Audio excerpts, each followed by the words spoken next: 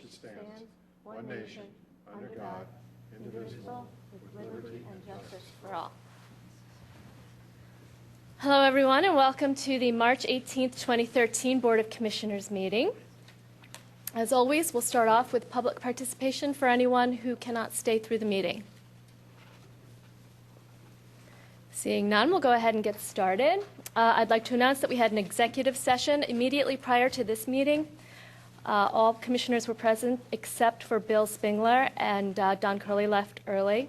We discussed matters of personnel, real estate, and litigation. Would someone like to move to approve the minutes? I'll move to approve the minutes for the public meeting, Board of Commissioners public meeting of December 10th, 2012. 2012. 13. Right? Yeah. No, 12. No, that's right, Okay. 2012. Yeah. Second. Any commissioner comment? Any staff comment or public comment? All those in favor say aye. Aye. Any opposed?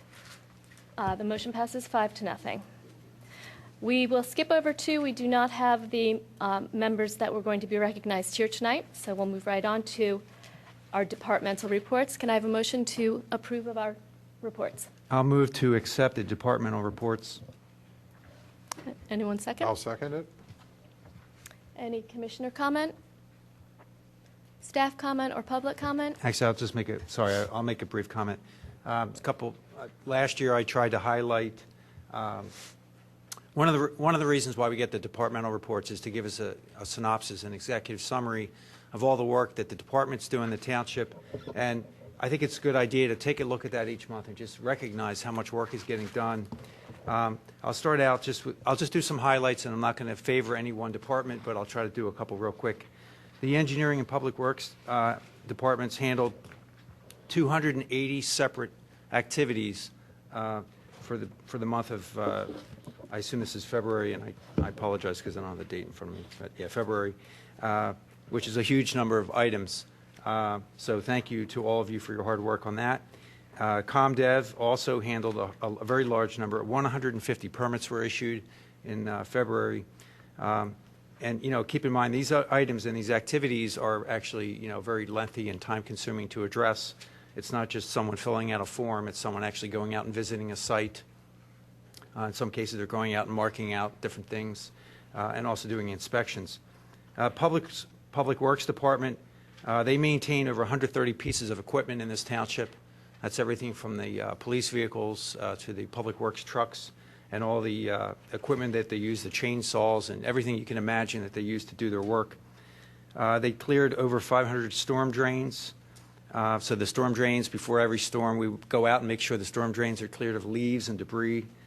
And one reason why you don't see too many potholes in the township, they filled 125 potholes last month, and that's a huge number. And I'm sure they vary in size, but thank you to staff for taking care of that. And, of course, Parks and Recreation, just an extra thank you for the extravaganza that took place this weekend. We had a really nice event down at Clemacrone Park in Garrett Hill. There were hundreds of people there, lots of very happy children and families, despite the cool weather. Tammy, thank you for that. So, again, thank you to all staff for the hard work. And next meeting, I'll make sure I highlight some of the departments I didn't cover today. Thank you. Any further comment by staff or public? All those in favor say aye. Aye. Aye. Any opposed? Motion passes 5-0. Next, we move on to our committee reports. The first is Community Development. Commissioner Curley is not here, so I will take it. I will go ahead and move to introduce ordinance number 2012-09, amending Chapter 280 of the Township Code zoning by establishing regulations for outdoor dining. Do we have any commissioner comments on this? I'll just make some brief comments. At the last meeting, we discussed this ordinance. We've actually discussed it several times at the Board of Commissioners level. And when we originally had sent this piece of zoning code to the Planning Commission, there were questions about leaving the Garrett Hill Commercial District in the code. And of course, when it went to planning, they pretty much recommended to us to take all mention of Garrett Hill, the Garrett Hill Commercial District, out of this code. Unfortunately, due to process I'll call it confusion. When this was brought back to us after planning, those recommendations were not highlighted enough. I take some blame for that. But we discussed this at our last meeting, and the synopsis of the board was that we should leave it in. I even voted to bring it back, to leave it in. But I'm gonna basically be voting against this, only because I think in the spirit of what Garrett Hill was trying to do with their zoning work over a period of about 2.5 years, they had discussed this topic quite a bit. And at the time, there was basically a wholesale prohibition on outdoor dining, so they didn't feel the need to prohibit outdoor dining in the overlay district. But now that we're taking this step to allow outdoor dining throughout the township, because of Garrett Hill's unique circumstance, because the proximity of these businesses to the homes, I think it would really be in our best interest not to include Garrett Hill. I would recommend that we take it out. Now, there's other ways to achieve this goal. We talked about it last meeting, and it sounds so simple to say, well, we'll just do an amendment to the Garrett Hill overlay district zoning. But it took us 3 years to get that done the first time. So I really worry about the success of doing that and the amount of time it takes. In reality, if one applicant from Garrett Hill comes forward and applies for outdoor dining or seeks to do outdoor dining and gets grandfathered under this new zoning code, we're stuck with it. It's going to stay with that property forever, beyond my lifetime. So I think in the spirit of all the protection that the Garrett Hill Coalition and the Garrett Hill Implementation Committee had worked towards, I think I'm going to have to vote against this. Now, let me just state the other half of this. At the same time, I've looked at the code, I've looked at the provisions in the code, I've looked at the restrictions in the code, and I don't necessarily see a high-risk issue here at this moment. However, I cannot even begin to predict what could happen in Garrett Hill with the existing businesses. Anyone that can find this space on their sidewalk will literally be able to just put tables out. And one of the problems with the code for Garrett Hill is that we're not requiring any additional parking for up to 12 chairs. So the one limiting factor in Garrett Hill has always been parking. There isn't a single establishment in Garrett Hill right now that has enough parking to add tables or chairs to their establishment. So as of right now, under their current zoning, they don't have to worry about it. It's not an issue. But with this new zoning change, you could have up to 12 chairs or seats outside with no additional requirements for parking. So in some ways, it's a good thing for businesses. It allows them to compete.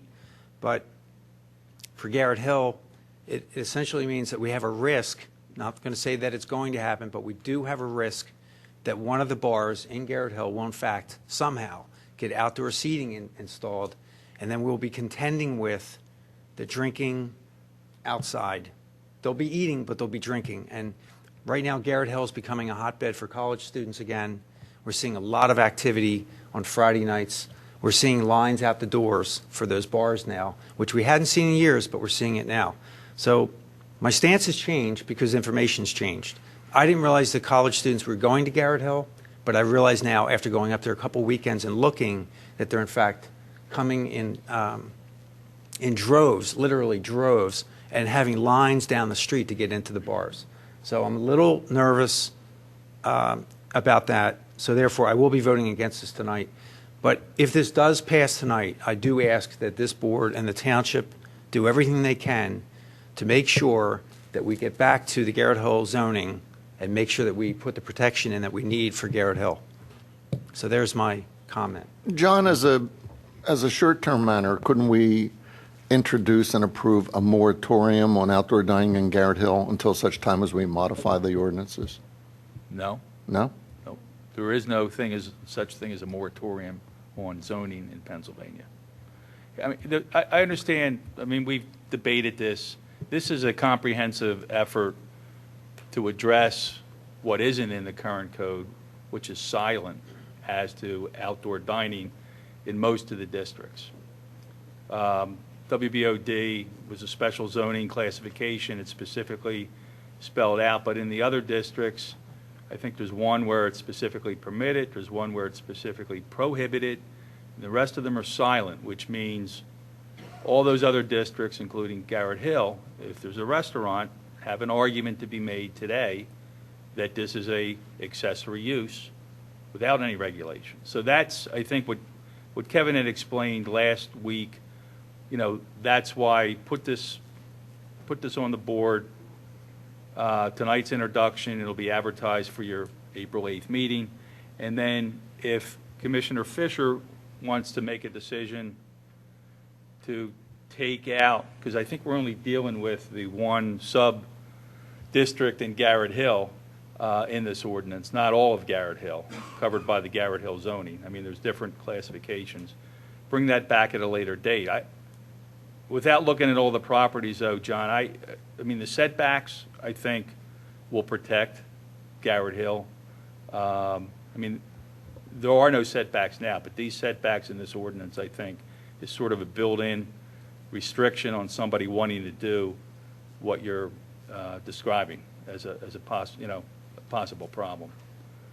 But we can't do a moratorium, John. It's John, can we just stress that point that in absence of this zoning code, there are no regulations governing outdoor dining. So conceivably, someone could argue that it's in fact an accessory use, and there's no zoning ordinance governing that accessory use. it's silent It's silent. in most of the districts in the township.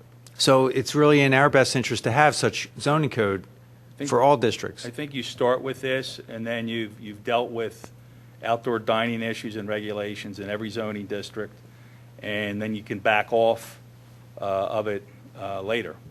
I mean, no one's done it yet in the Garrett Hill districts. It's probably unlikely that it'll happen in the next couple weeks. But you know, there's an argument to be made by anybody where it's silent that they can do that now with no I mean, regulations. John, Commissioner Fisher, I mean, we all want to see Garrett Hill protected.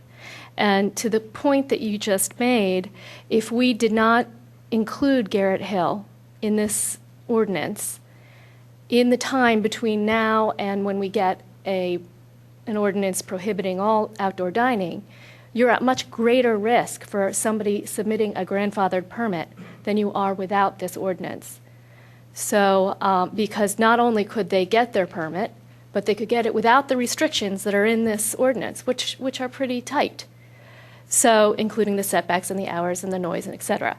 So, in my view, it's not perfect because it doesn't prohibit activity in Garrett Hill, but it restricts it until we are able to put together an ordinance to prohibit it.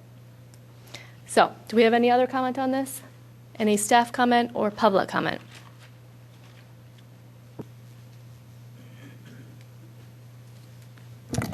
Patty Barker, Chair of the Garrett Hill Coalition.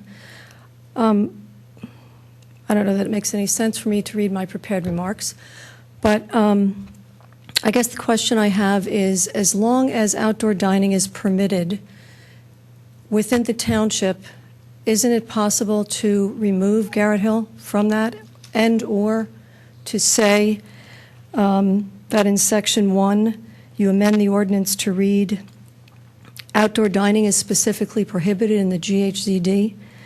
Because my point is to follow up on what John and what I've spoken to the board about and to the Planning Commission and Delaware County Planning Commission, and everybody seems to be in agreement until we get here again, but that outdoor dining was carefully considered, found unfeasible, and soundly rejected in the 2.5-year Garrett Hill zoning district process.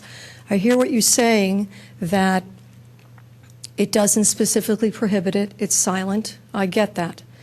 But as John just spoke to, all of you know Garrett Hill. You've all been there. You've seen what we deal with. We have a student rental issue that is not going to be affected by the CICD that's coming up before you. So the community spoke. Is there any way that this can be put in this ordinance, that it can be prohibited? if we start tinkering with this again tonight and making these types of substantial changes, we're going to start this process all over again. I mean, Well, I'm sorry. that's the problem, Patty, with, I know, been there. you've got to send it back around to the planning commissions, and then, Well, I do want to point out, I did speak to the Delaware County Planning Commission. It's on their agenda for this Thursday. So when I spoke to Dennis DeRosa, he told me that any changes that you made, if you decided to make changes tonight, if they were sent over, they could be addressed on Thursday. I do get the process, John, because, I mean, we did go through that. And we did go back 3 or 4 times, I think, with the Garrett Hill zoning district ordinances. So with all due respect, this has been on the table for 6 months. I mean, the first time I spoke to you guys was in October. I spoke to planning in November. I spoke to them in February. It's not like this has been on a train going really fast. For obvious reasons, it requires a lot of thought and consideration. So I'm asking you once again, as chair of the Garrett Hill Coalition and part of a community that spoke very loudly and very clearly about what they wanted, that you respect what they asked for and make it happen. We have a very unique community. It's unlike any other within Radnor. And again, I just want to reiterate, as long as outdoor dining is available someplace else, Wayne BOD, C1, C2, C3, PB, isn't there some way that we could remove GHCR and put that simple sentence under Section 1? Outdoor dining is specifically prohibited in the GHCD. Madam President, if I may. With all due respect, Patty, this has been in the works for over a year, and it's kind of embarrassing, I think, on behalf of the township that we continue to keep taking these things for over a year to be able to make a decision. However, I believe, and correct me, I could be wrong here, is we had discussed options addressing Garrett Hill that would come in other legislation that not within here, but that would actually restrict it and take care of it. And I think that's the process that we are going to go with. Do you have any idea how long that would take, Bob? Well, I'm sure the solicitor probably whipped that out probably like in a couple hours now. a simple zoning amendment, if it was just that, I mean, there's some other things we could possibly clean up, but a simple zoning amendment is 30 to 45 days. There's a time period when you resubmit, and to your point about having Delaware County look at it on Wednesday, there's then a 30-day time period that has to pass. So you're looking at pushing this for everybody else in the township into May or June. And it's in the universe of risks to Garrett Hill, I think it's more of a risk to put this off for Garrett Hill because the CR district permits restaurants. That's the issue. And when you have a restaurant, you can make the argument that I'm allowed to have outdoor dining. And I hear you. And it was something that was discussed a lot during that 2.5-year process with the businesses, with the community. I think that's what John's talking about here is bringing that on the tail of this to introduce that, to get that working through the process as well, which I think would address your concerns, the neighbors of Garrett Hill, I think Commissioner Fisher too as well, which is something that I'm not sure, John, if within like a 30-day period. I'm going to ask that John Rice draft that amendment, and I forget what section and what it was for Garrett Hill. You mean the number for Garrett Hill? Yeah, 280-something. 280-49. 49. So, John, would you work on just, and again, this is a very small amendment. We're talking a few sentences if it's done right. And it doesn't seem very controversial to me because I don't have anyone asking me to get outdoor dining for Garrett Hill. Right. And no business owners or any property owners anywhere in Garrett Hill have ever asked me to get this. So Patty, you have the commitment of this board to get this moving, get it expedited. Probably you'll get this in motion and started before this actually gets in place. That would be great. I'd That's- love some that'll special be my goal, consideration for so. Garrett Hill because, as you know, our process is pretty unique. Nobody else has ever done this in the township. So to show support to the community after all the work that was put into this zoning ordinance would be very well received and much appreciated. So I appreciate your consideration and willingness to hear our concerns. Okay. So when should I be back? well, the way I would envision this is this, assuming the board introduces this, votes tonight, it'll be advertised for your April 8th meeting. Yeah. And then you adopt that night, and then the next item on the agenda would be an introduction of the Garrett Hill. could be an introduction of a Garrett Hill. So on April the 8th, we would adopt this. Actually, it may have not the- be introduction because it still has to go through the planning commission Right, it would process. be But a- you would have To send that, it to you could planning. have that on your Discussion, agenda then that we'd night. send it to planning commission, and then they Right. would take a look at So it. you're saying you'd send it to planning at the April 8th meeting? You Yeah. would introduce I think that's it, a or reasonable you goal. would discuss it? And again, this is not a sweeping change. This is a very small change to that zoning. Which So- planning commission has already recommended, so I don't see this being very So controversial. it should only be with them Twice. one night, if all Twice. goes well. Anyway, thank you. Thank you, for your Patty. service to the citizens, everybody, and thanks for hearing us. Any other public comment?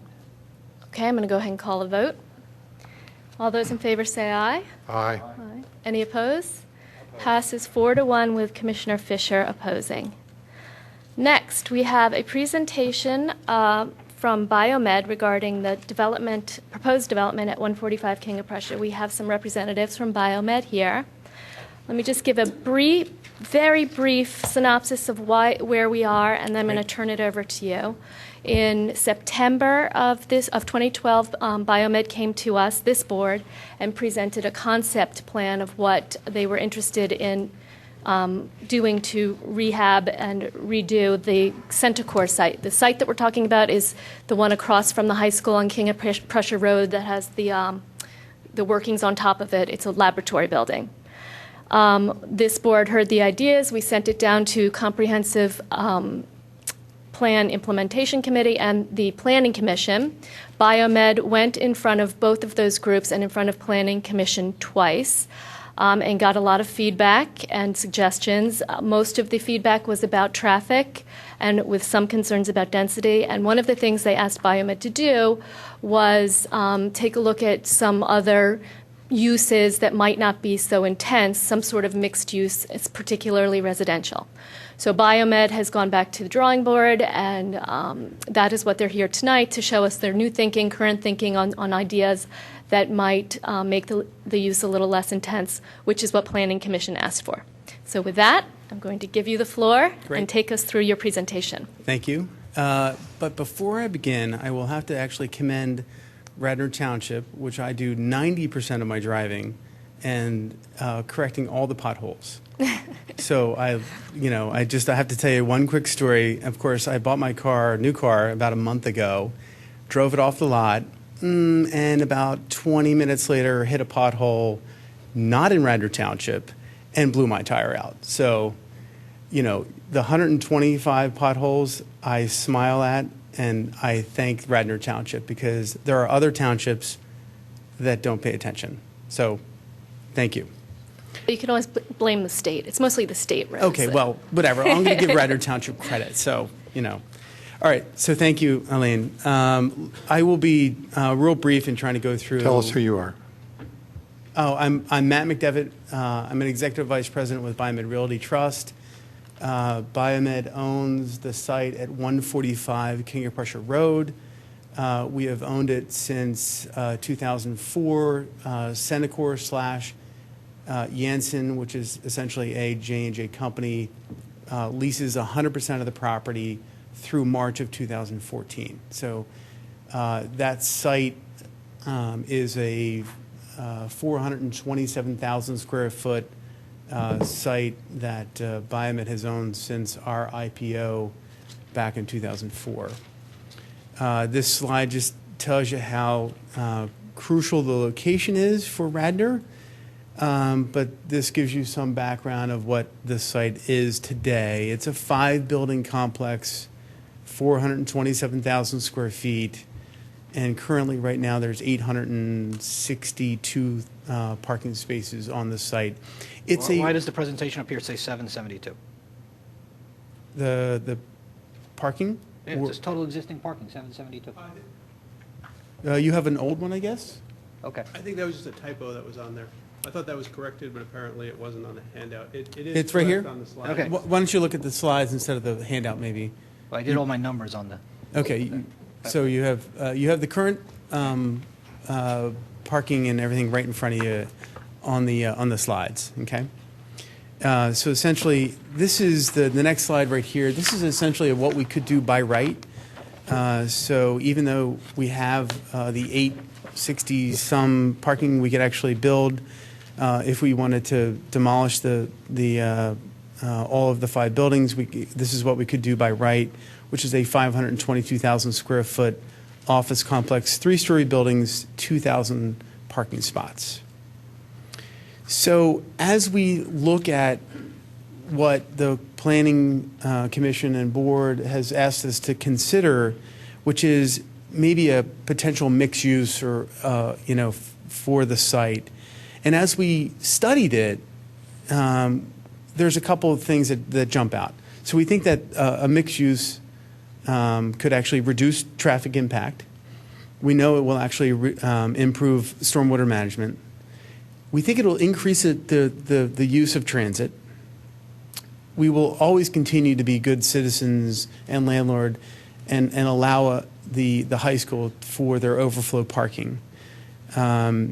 Clearly, a new design site will encourage carpooling and sharing and all of that.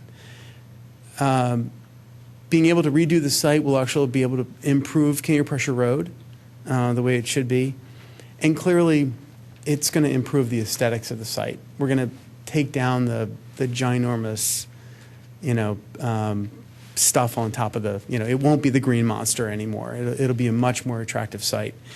And what we really want to do is also create the gateway site for Radnor. And we think, given our location, we have that ability. This is the first plan you saw. We heard loud and clear that this is just too dense, creates too much traffic. We think it's attractive. We like this alternative. However, when we studied it and we took it back, and I'll let our traffic consultant, John, if you want to dig into this a little bit more, talk to this slide a little bit more in detail. But what jumps out of the page to me is if we go 2/3, 1/3, 2/3 commercial, 1/3 residential apartments, we'll decrease the traffic flow 31%. So what does that look like? There's a lot of variations of what we could do in terms of the residential. But what we think fits well on the site is what you see in front of you. And I would look to the slide because I'm not sure what you guys are looking at as the handout. But we think a 1-story residential project, 350 units, with additional 2 buildings, 2 new office structures, really fits well with this site. So this is what we've come up with the parking structure in the back, because essentially the way this works is the apartments and the resi fit well, the residential and the office fit well together, right? They have flows that are different, right? There's not one car coming in at 9 o'clock and one car leaving at 5 o'clock. So this is essentially what the new plan looks like. So, I don't, we haven't perfected this. We still have financial engineering to do, but we have spent an enormous amount of time, man-hours with Biomed and a lot of our resources to try to come up with a plan that we think for a site like this in Radnor, that's the gateway site to King of Prussia Road. We think this is actually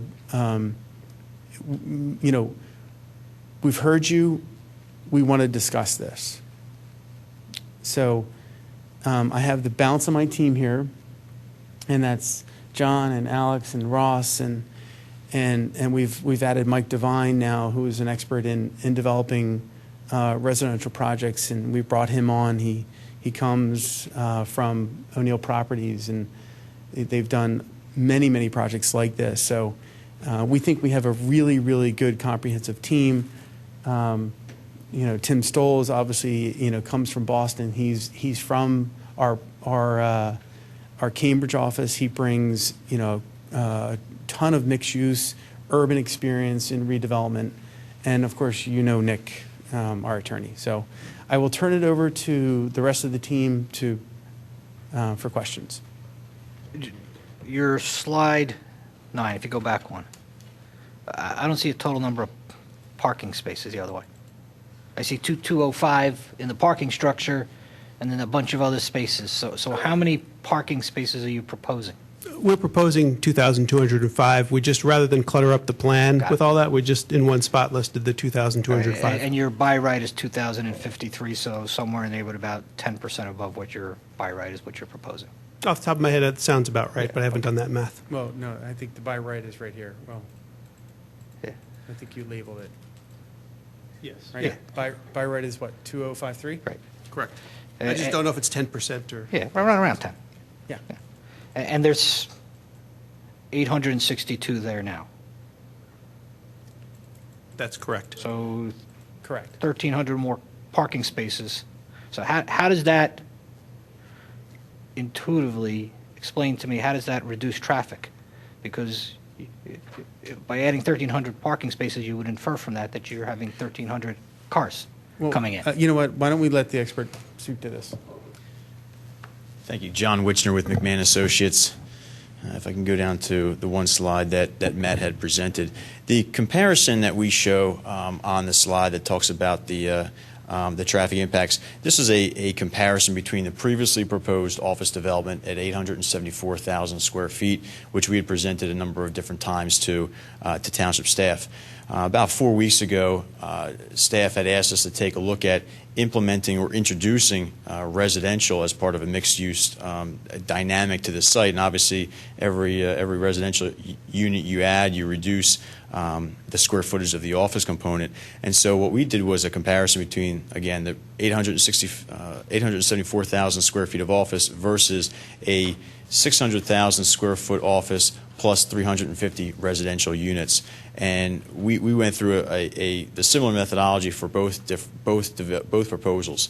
At the end of the day, the previously proposed office development generated approximately 500 new trips during the morning peak hour and 520 new trips during the afternoon peak hour. And with the office apartment mix, we're looking at 345 new trips during the morning, 357 new trips in the afternoon. So the comparison of 31% less trips was a comparison between the previously proposed development and the I'm new not one. a traffic engineer, and when I look at that, and I just round the numbers, make it easy, 400, why do you need all these extra parking spaces if you're going to generate 400 extra cars? There's a couple of different reasons. One, certainly there is a requirement or a request by different tenants to make the site marketable. Different tenants, no matter where it is, want to see a certain number of parking levels on a per 1,000 square foot basis. We feel as though there is going to be a significant transit use. We feel as though we're also, within the text amendment, trying to introduce other traffic demand management principles that are actually going to be legislated into the leases with the different tenants, bicycle pathways, pedestrian pathways, trying to wrap in the adjacent Norristown High-Speed Line train station, which is right next to us, kind of wrap that into the site, really present encouragement to use transit. But at the end of the day, tenants want to see parking spaces on their The site. easiest way to encourage people to use transit is not to have a parking spot for them. So why wouldn't I? Again, I like the design. Don't misinterpret my comments. But if you're only entitled to 2,053 parking spaces, why 2,205? Well, Yeah, sorry. I mean, I guess, we won't go back to, remember, like, let's go back to the slide of what does the site need, right? The site needs a lot more than just the 200 spots that you have focused in on. If you look at, this slide that I, kind of. Based on your analysis, it only needs 400 more because you're only generating Right. 400 cars. But look basically what, kind of what it also provides, right? So, I mean, if we wanted to look back all the way, and remember when I presented this originally, right? So if we're stuck with just doing, with Centercore vacating in March of 2014. That is a site that is a life science site today, which I think I came to this group before and said, unfortunately, life science in this location is dead, right? So, there's 800 parking spots now. That's a life science kind of ratio. I have to actually redo it. There's no way unless we. I get that, but you're entitled to 2,053, not 2,205. Well, no, but I guess in other words, what I'm trying to propose is something that works better for us because we get so much more out of what right. So if you want to focus on. Madam President, if I may, as a question, I think Kevin brings up a point. Maybe this is something you can consider, and maybe even Nick work with John, is if you don't have to build all the spaces right now and they're left green, and it's determined that you need to construct those, then you would be required to do that. But if not, you could keep it as green as possible, and then if it's necessary, then you'd actually have to construct those. Those would be built in. But I think that may address Kevin's concern that you're just going to create a sea of asphalt. It's more than just a sea of asphalt there. If you want that. Can I ask? I understand that Kevin, can I ask a question? Let me finish, John. Yeah. I understand that there's a need for increased parking, and you're entitled to increased parking. I got a lawyer who's going to tell me you have a right to build 2,053 parking spaces. I'm assuming that. So, again, if the idea is to control traffic and incent people to use mass transit, the best way to do that is to have no parking space for them. And have them park way far away because they're not going to want to walk. So again, I understand what's good for you, but I also know what the traffic is like over there the few times I'm there in the middle of the afternoon, and it's a bear. And to put 1,300 more parking spaces or 1,200 with the 862, it just makes no sense to me that it's going to reduce traffic. Kevin, maybe then we'd work with that and do this, because I'm sure on their end, they wouldn't want to have to spend to put in asphalt that they don't have to, that no one's going to park on. But if it's required, so I think that's something that. Yeah, one of the issues, I guess the question needs to be asked and answered by the engineers is, for the residential and the commercial, how many, forget about what the code says or what the code standards are, how many spaces are absolutely necessary? And there's a lot of codes that say, you need 1,000, but we're only going to have you build 600. We're going to provide on the plan for the other 400 if it's decided it's needed at some point. So that's kept green. And you probably, we put that on the plan. It's set aside, but it doesn't get built unless the township determines down the road that there's a need for the parking spaces. If there's not a need, but you're the traffic engineer, so that's the question. How many do you really need? I think that's a good point, because what we're not calculating here is the advantage of shared parking between the two different uses. From an office perspective, we're looking at roughly 3 spaces per 1,000 square feet of office space. At 600,000 square feet of office space, that's roughly 1,800 parking spaces at 3 per 1,000. In addition to that, we're looking at approximately 1.2 to 1.3 spaces per residential unit on top of that. So 1.2 times roughly 350 units makes up the balance of the 2205, I believe it is. But the 1.2 spaces per residential unit is seen typically at the highest parking demand time period for a residential unit, which is roughly 2 a.m. to 3 p.m. Everyone's home, sleeping.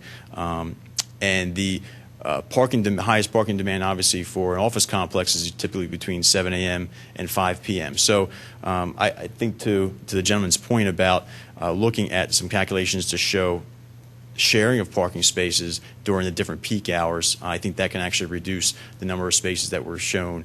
But just to do the quick calculation, office plus residential demand equals 2205. But I think there is some savings there. And it's also important to note that, along those logically extending that, if you're sharing the parking spaces, we don't really care about the parking spaces. We care about the traffic they represent. And if the traffic they represent is now staggered, it's less of an issue. And if it turns out that the residential traffic isn't at rush hour typically, or is at a different rush hour, then it becomes a little less scary. One of the things we do want to always be careful is equating one parking space to one trip. For an office complex, an office employee may come in at 7 o'clock in the morning, 8 o'clock, 9 o'clock, may have a morning meeting where they come in at 11 o'clock a.m. That may be 4 different people, but only one of those people come actually during the rush hour that's seen along King of Prussia Road, that heaviest, highest, worst case scenario rush hour that we need to now provide improvements for. However, they need 4 parking spaces for each of those workers. So I don't want to like to equate the parking spaces versus the peak hour trip. And then the other aspect is that certainly as part of the text amendment, there are improvements to King of Prussia Road to mitigate those impacts that you were talking about. But I think we all know the traffic congestion along King of Prussia Road, and we were looking to expand King of Prussia Road from a 3-lane cross section to a 5-lane cross section. Also signalize the intersection with the Radnor High School driveway there. The issues are further down too. The more traffic you're going to put on that road, the more people are going to use it, cut through the neighborhoods, they're going to do all sorts of stuff. Just dealing with that front end is only going to address a very minor piece of it. I mean, I don't know if you have the feasibility to build a ramp off the highway to that. From the front end to the back end of King of Prussia Road, how many people use? Yeah. Matt was just commenting about some of the different the distribution of traffic that we see coming into the site based upon our counts of the entire study area here. We see about 75% of the traffic coming from Lancaster Avenue, Route 30, and one of the things that we've also discussed as part of the text amendment is certainly making improvements where we control the right-of-way and the land, specifically along our site, but also there are some other regional improvements that and I don't like to spend Biomed's money here, but where a contribution for some of the larger regional improvements like King of Prussia Road and Lancaster Avenue can also kind of accommodate that 75% of traffic that's coming from My the south. personal experience is when I've driven from where I live, and I live over near where your property is, to get down to, Warner Road or Croton Road, the T at the end. Yeah, sure. It's a half an hour in the middle of rush hour, which is nuts. And to put all that extra traffic at that time when people are going to cut up that way is just going to be a big problem. Kevin, I just running some numbers based on your first question, according to code. And I'm trying to consult with our experts here, but just the quick numbers I ran was that according to code for this proposed development, we need 3,100 parking spaces. But in the text amendment, our proposal is only going to call for 2,205. Well, it says, but your by right is 2053, so help me understand that. No, see, I think that by right, correct me if I'm wrong, I believe that was including all office or current. See, that did not calculate in the residential use there. Okay, so as to your first question, actually, the way the text amendment would be worded, we would be less than what is required. So I think that was your initial question. Why are you so much higher than what the code requires? And I agree with John that really we should find out what the site really needs. Sure. So Kevin, are you finished? So my comments, first of all, thank you for coming back with another plan. I like the idea of this transit-oriented development. Ideally, to respond to Kevin's concerns, the whole point of this is, in fact, to reduce people driving to work, and also the fact that you have residential housing right next to the business campus. There will be people that work there and want to live there. It won't be everyone, but even if it's 10%, that's 10% of the vehicles off the road. They're going to walk to work every day. They may even take the long way. They may ride a bike all the way around the high school and come over to work. But the point is they want to get there without driving a car. You are oriented as close as you possibly can be to a transit stop. You're not going to get any closer. So, this is really a great proposal. So thank you for coming to us with this. I like the idea. We hear about TOD all the time, but we rarely see plans that are this close to transit. So this is a good plan. I like the opportunity that you're bringing to us. Thank you. Thank you. Well, let me start by saying I watched both of the Planning Commission meetings, so I saw some of the feedback you got from them. I didn't sense that they were really as worried about the density as about the traffic, and personally, I'm not scared off by this density. I see this site as the beginning of our corporate corridor. You know, this isn't in the middle of a leafy neighborhood. This is the beginning of our corridor of corporate headquarters. So I feel like it's appropriate to have, and would be beneficial to us to have a Class A office facility here, rather than a beat-up old office park. So I'm very appreciative that you've gone back and looked at the traffic aspect again in incorporating the residential. The residential is, well, it's something we don't really have here. It's something new to us. An apartment building with 350 units that it's rental. This would be a new product in Radnor, and frankly, I'm not really sure how I feel about it. I'm interested to hear how our community feels about it. 350 is a lot of units. This seems to be the hot item in the market these days. There's 590 going up in Lower Merion in Bala Cynwyd on the riverfront. Everyone says that the new site that just came on the market on City Ave is going to be same product. So my worry is, how do you make sure those units don't have school children in them? And that's what everybody who has these buildings wants, and you can do it by pricing it out. However, if you do it by pricing, that takes care of this 10 years, because that'll be the top of the market, and you're only going to get a certain level of person who's not going to buy a house. But in 30 or 40 years, most of these apartment houses then, start to go down towards the other end of the market, and you do start to get less of a financial incentive to move to a house. And so we don't want to create a crisis for our township in 30 or 40 years either. So I would want to make sure that if we did go down this road, whatever we did to make sure that this didn't have 300 families with 300 kids, that it would stick over time. So whether it's making them all one-bedroom apartments or 90% of them one-bedroom apartments, whatever. The pricing alone makes me nervous because that's temporary, and temporary in terms of very long periods of time. But I'm intrigued by it.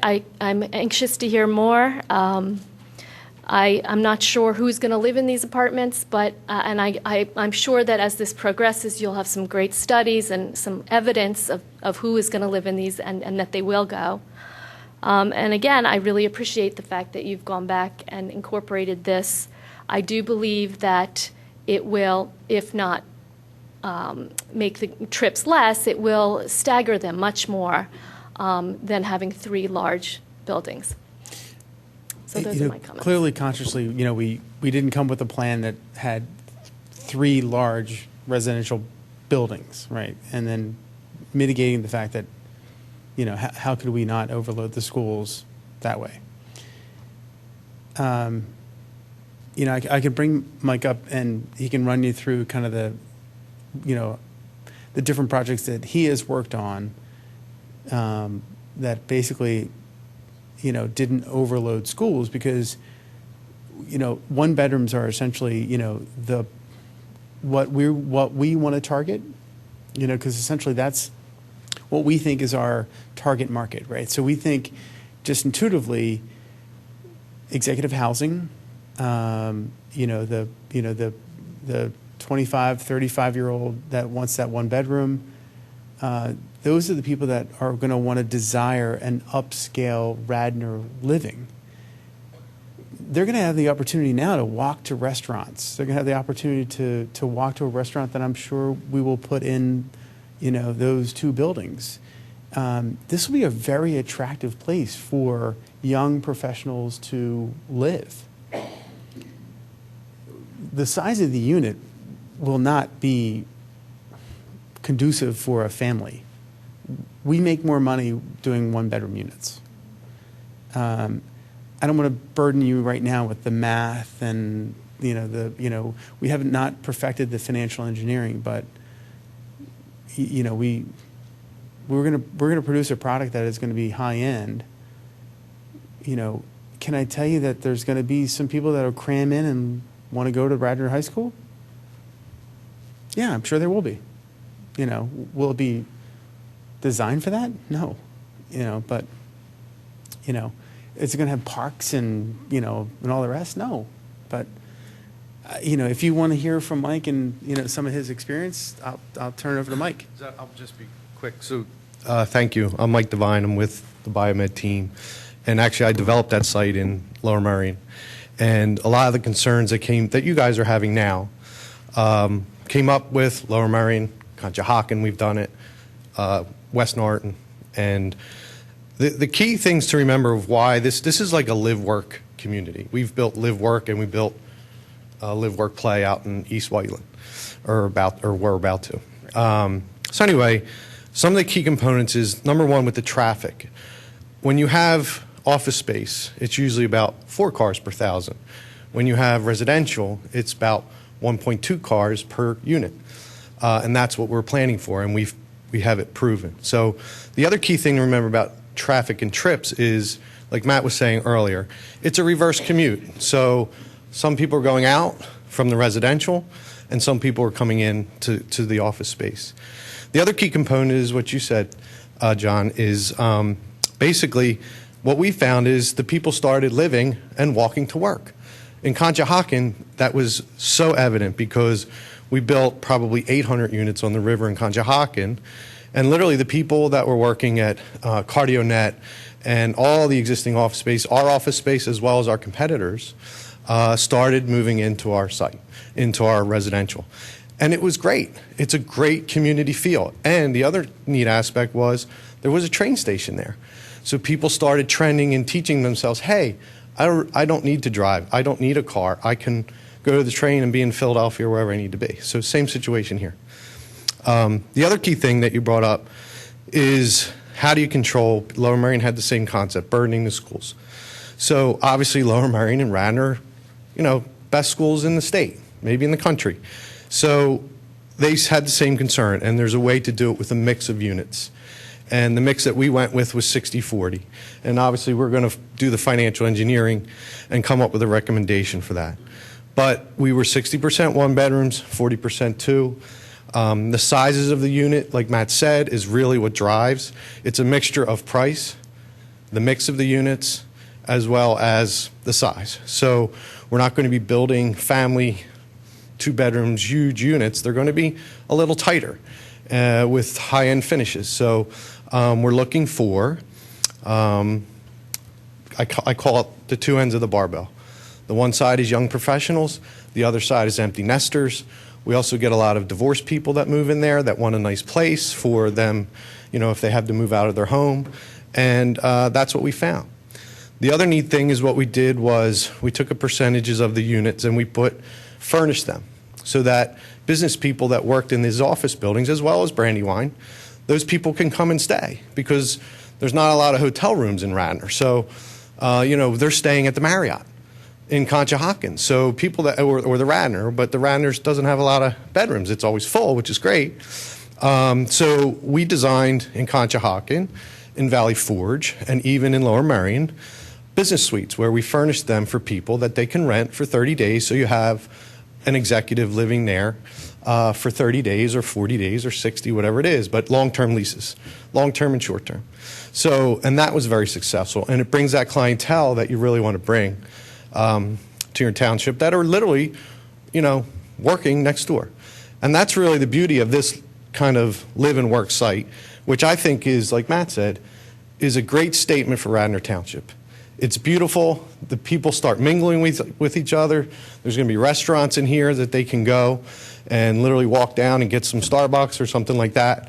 We didn't have that luxury in Conshohocken or at Lower Merion because we have to be one level up because of the floodplain. Here, you can do it, and retail could be successful on the first floor of these buildings because you're on the first floor. So all that experience we have put into our thinking with the team. So with that, I'll just stop. Any questions on that? I have 2 or 3 points. First of all, I'm not as concerned as you are, Elaine, about the impact on schools. If the past is any prologue, we have right in the immediate area, well, not the immediate area, but within a mile radius, we have the Aberwick, the Wessex, the Crestwood, the Sheldrake, the Radcliffe, the Radnor House. All of those attract sort of an elderly population. That's issue number one. Secondly, I'd like to get back on the traffic. Okay. A real minor point. You have some footnotes, it looks like. Where do we see those? Where are those located? Yeah. Because they support some of your numbers. That's correct. And it was really meant to not clutter up the slide a little bit. If you want me, I can run through all the different footnotes. At the very top of the bar says office development with a footnote of number 1. All the data that is under in the 2 rows underneath AM peak and PM peak hour, all of that data was submitted as part of our previous traffic impact study that was submitted to Gilmore Associates back in September of 2012. So that was the starting point. We didn't deviate from any information that was submitted to them. So we already have the backup for the footnotes. For the footnote number 1. For number 1. Office development. The third line down under presumed transit reduction, footnotes of 2 and 3. With an all office development, based upon a lot of the national studies that we have, we're looking at about a 5% transit capture if we just do office development. So the methodology under the office development calculations is based upon a 5% off transit capture for the development. If you start to go mixed use with residential and office, a lot of the national studies show upwards of actually 20% of a transit capture. We actually, in footnote number 3, we actually use a 12% transit capture. And that's because the residential portion tends to use that transit a little bit more.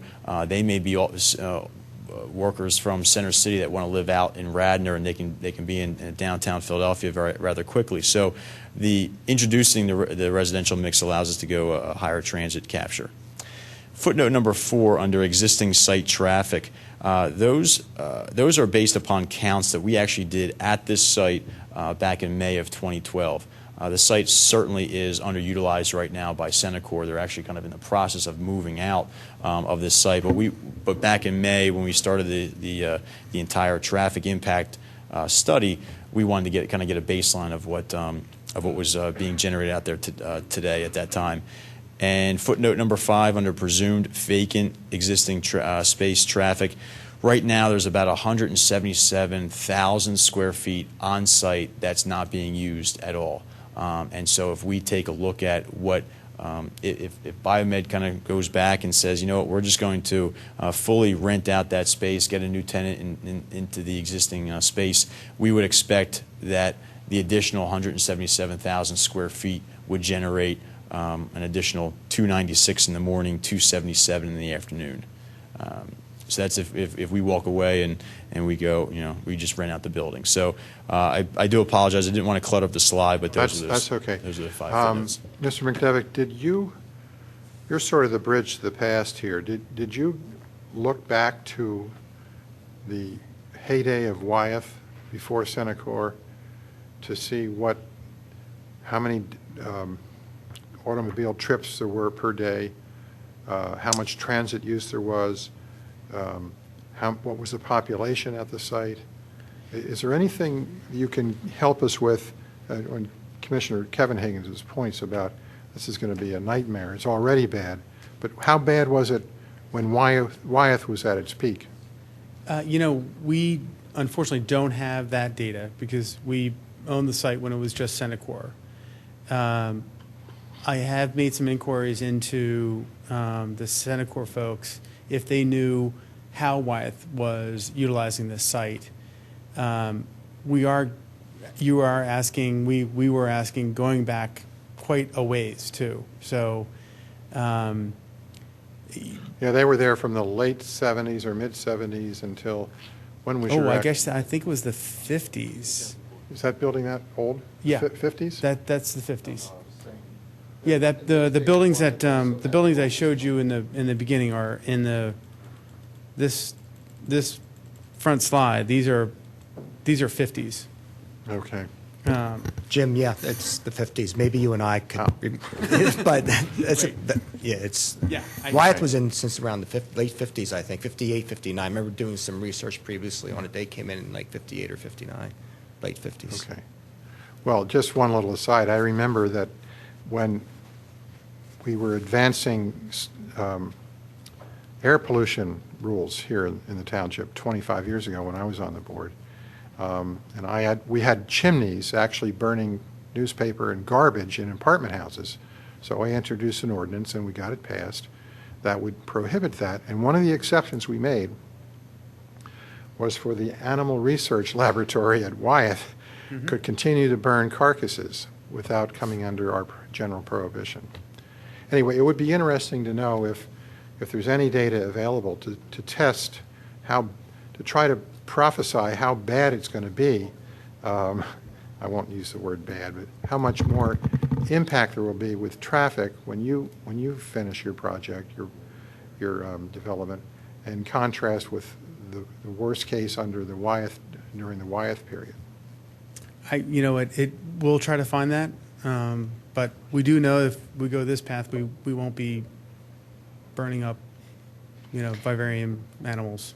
And I'm putting not them so into sure that would be so helpful, because in the 60s and 70s, it was a whole different building pattern all the way up that corridor. So it's, whatever. Yeah, going backwards might not help. Right. Yeah, I think the best we could do is kind of model what was happening back at Wyeth over the last several decades. I do know that, and I just saw an article in the paper last week on Philadelphia Inquirer. SEPTA ridership is up in all the regional rail lines. It is absolutely, it has increased over, after it certainly didn't increase when the gas went to $4 a gallon, but when it started kind of creeping back down, SEPTA has maintained a lot of those their highest ridership levels. In their historical past. So that's one of the benefits that we've seen. That's kind of a demographic shift in what we've seen in other suburban developments. Okay. Well, another big change that favors you is that SEPTA's looking at expanding the Northtown high-speed line to go to King of Prussia. So that would allow access from people who live out that way to come in and take the load off King of Prussia Road. Right. Yeah, that would be great. Madam President? All right. If I may, I'd just like to thank Biomed for making changes, taking into consideration the Comprehensive Plan Implementation Committee and the Planning Commission. And I'd recommend the board that a motion be made to move this plan back to the Planning Commission for further review. Okay, Discussion. do you feel that you've gotten a good consensus from this board on our? Okay. Well, would somebody like to make a motion? Could I ask one Slides? question on your slide 7? Because you confused me with your explanation on the traffic. You said presumed vacant existing space. So you said right now there's 170,000 square feet not currently being used, and that's the justification for the subtraction of the 296 and the 277. But then you show the mixed use development, and you show a subtraction again. But I would think that you wouldn't make an assumption that there's that much vacant space in your new development. So help me understand why that subtraction is there. Absolutely. The methodology shows that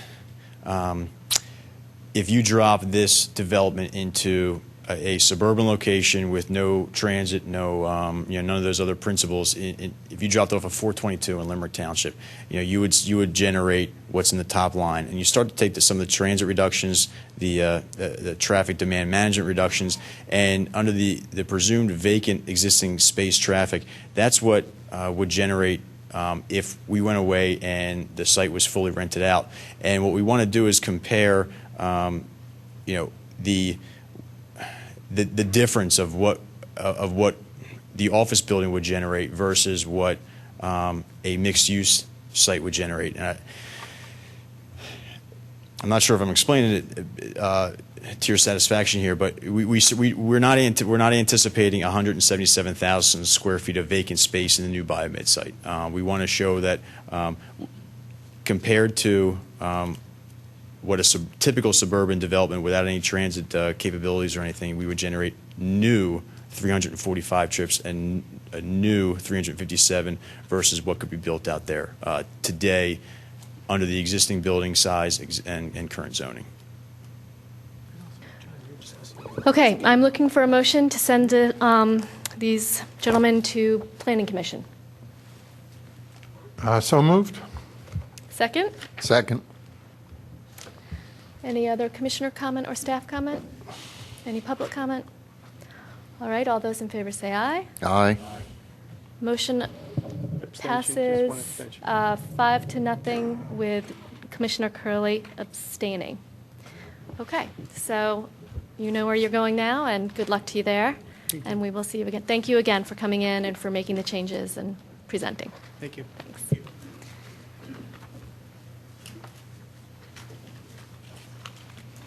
Okay, next we are going to move on to Personnel and Administration with Commissioner Fisher. Thank you. I will move to approve Resolution 2013-26. This is authorization to retain the professional services for feasibility study to be performed by Comcast Spectacor for the Township Recreational Facility. Second. So at this point, I guess I'm going to ask Bob Zinkowski just to give us fill us in or give us an update on where we're at with this. Sure. So we can discuss it. Sure. This, again, is a feasibility study to look at all the options here at creating a recreational facility here within Radnor Township using a big company that has a successful track record in this in Comcast Spectacor. And under the board's consideration, I know at the last meeting there were some concerns with using taxpayer dollars, and we've received a donation in the amount of $50,000 to help pay for this, so there'll be no tax dollars used in this feasibility study, but also will engage the Parks Board, our CARFAC group, as well as our community youth sports groups and other professionals in the community here as we work through this process to actually get some answers on how this will go. Okay, thanks, Bob. Can I ask you, because you didn't say one important fact.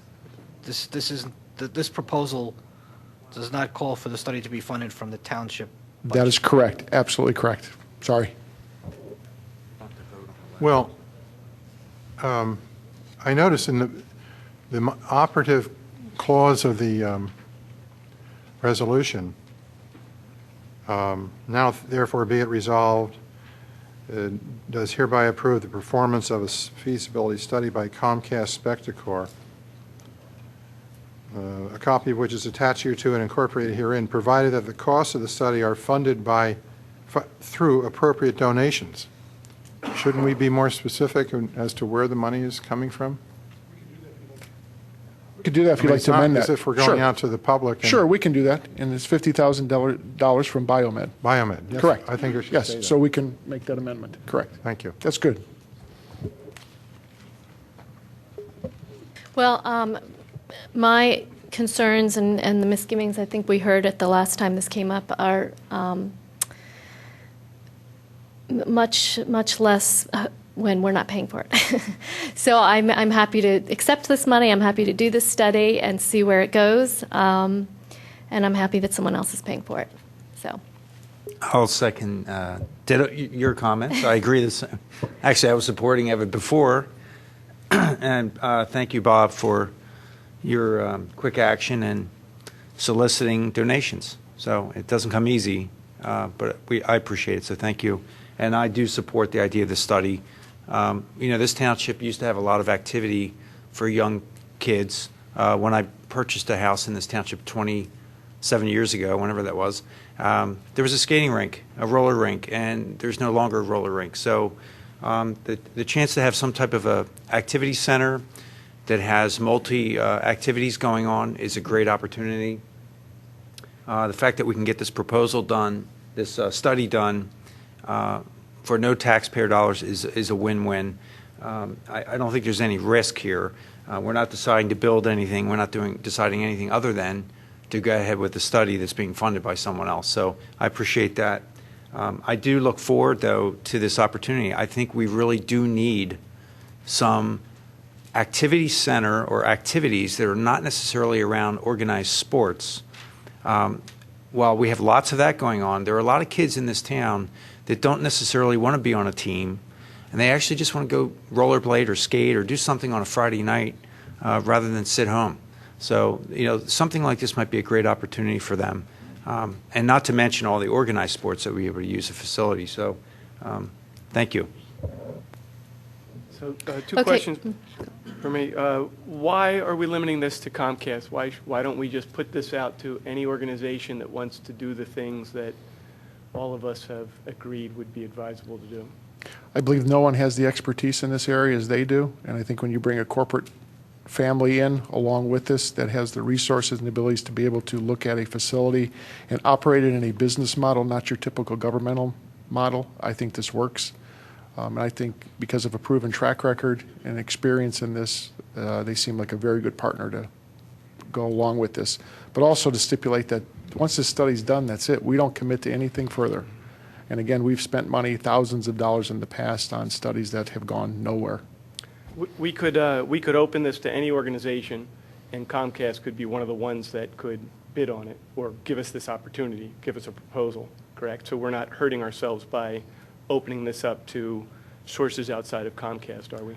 We'll look for any organization that would like to come to us and say they'd like to build a facility here in Radnor Township. They're more Okay. than welcome to. With that door will be left open. I'm going to motion then that we modify the whereas clause to open this proposal up to any organization that could provide the kind of services that we're looking to have provided. Just under that, with Commissioner Curley's comment, understand that the donation is for Comcast Spectacor, so then the taxpayers will have to pay for the study, which you recommend then. Why would Biomed care that Comcast Spectacor is going to? Well, I think they know of their quality and what they do and their successful track record, and it's one that we recommend strongly. So, if taxpayers' dollars want to be used, that'd be fine, but I would highly recommend against this. I don't see I don't see that conclusion following from the change in what I've recommended. Is there a second to Don's motion? Yeah, I was going to say, let's say it's second and vote. No?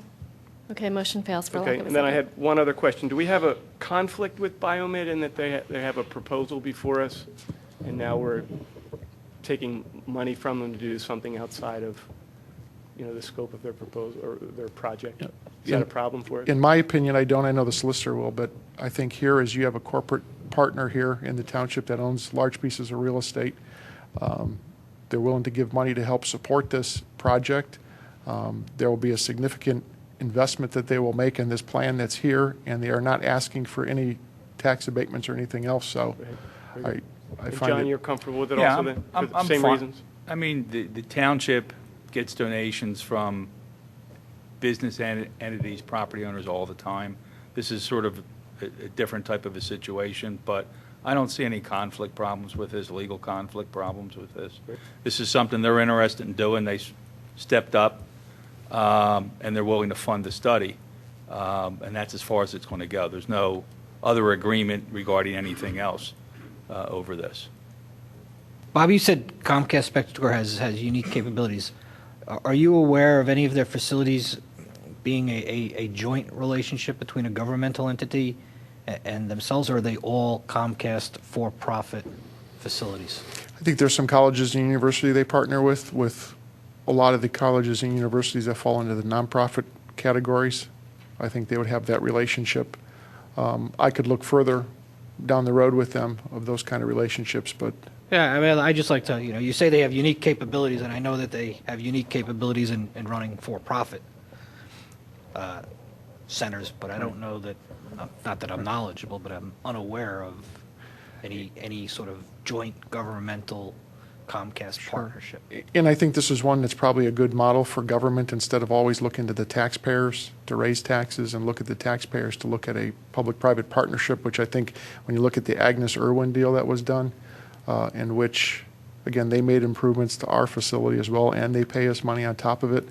Again, that seems like a win-win for everyone, and especially the taxpayer that doesn't have to reach in their pocket for these type of programs. So this study, I think, is going to answer a lot of questions and get us a lot of details so that, again, as this board decides which direction we're going to go, you're going to have a lot of answers. And I just want to illuminate why Biomed would be intrigued by this study. Also, they are redeveloping a site right now that could potentially be the site for something like this. So it makes sense that they want to learn more about it. Also, behind their property, separated by a rail line, but behind their property is one of our parcels that would be in consideration for a development like this, for a center like this. So given the proximity and the potential of their own site being suitable for this, I think it's a smart move for them to make this donation and learn more about this possibility. All right, have we had this moved and seconded? Yeah, Okay. I just have a comment. I'm going to vote for it. 1 week ago, I was quite concerned about a legal conflict of interest under state law. Our solicitor has informed me that there is no conflict here legally. What do I mean by that? Well, under federal procurement law, an engineer or technician that performs a study on a project is not then allowed to bid as a developer or the full detailed engineering firm or the construction contractor for that project. Under state law, John Rice tells me we don't have that problem, and that's good. I should point out, though, that I'm kind of a little bit like Don here in that I don't want us to be foreclosed from considering somebody other than Comcast Spectacor if we get to the point where we see a real probability or possibility for this project and the most economical or the most technically feasible developer for it is somebody other than Comcast Spectacor. And I don't think by this resolution and taking the money from Biomed that we are binding ourselves to Comcast Spectacor. The issue, though, Jim, is we're not going to have $50,000 to, if we go down a route with Comcast that we decide is not preferable, we won't have $50,000 to go another route. So as I see it, we have one choice or one opportunity to pick the right route, and my sense is we should open it up more than... But don't you think all the work will have been done? The $50,000 will go a long way to telling us what's going to happen. Don didn't have a second vote on that. And Don, I appreciate He's entitled it. to his opinion. No, he is, but we already... He talks an awful lot, John. You ought to let Don have his say. All right, I'm going to go ahead and call the vote. Keep the civility. Now, hang on. My point I'm trying to make is, we went down that path. Don didn't have a second vote. There's no need to rehash that, but it's not our money. So in this case, if a donor is willing to donate the money and they feel comfortable with Comcast Spectacor, then who are we to try to take that money and divert it to some other use? So Okay. I think Do we have any other staff comments on this? And do we have any public comment?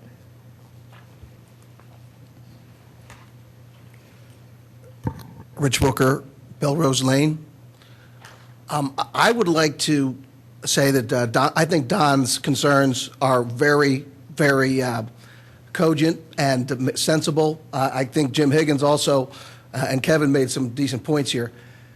There is no question that a $50,000 donation from a person, a corporate person who has got a project that they are developing and that are before the board and before the planning commission could be viewed as potentially being a conflict.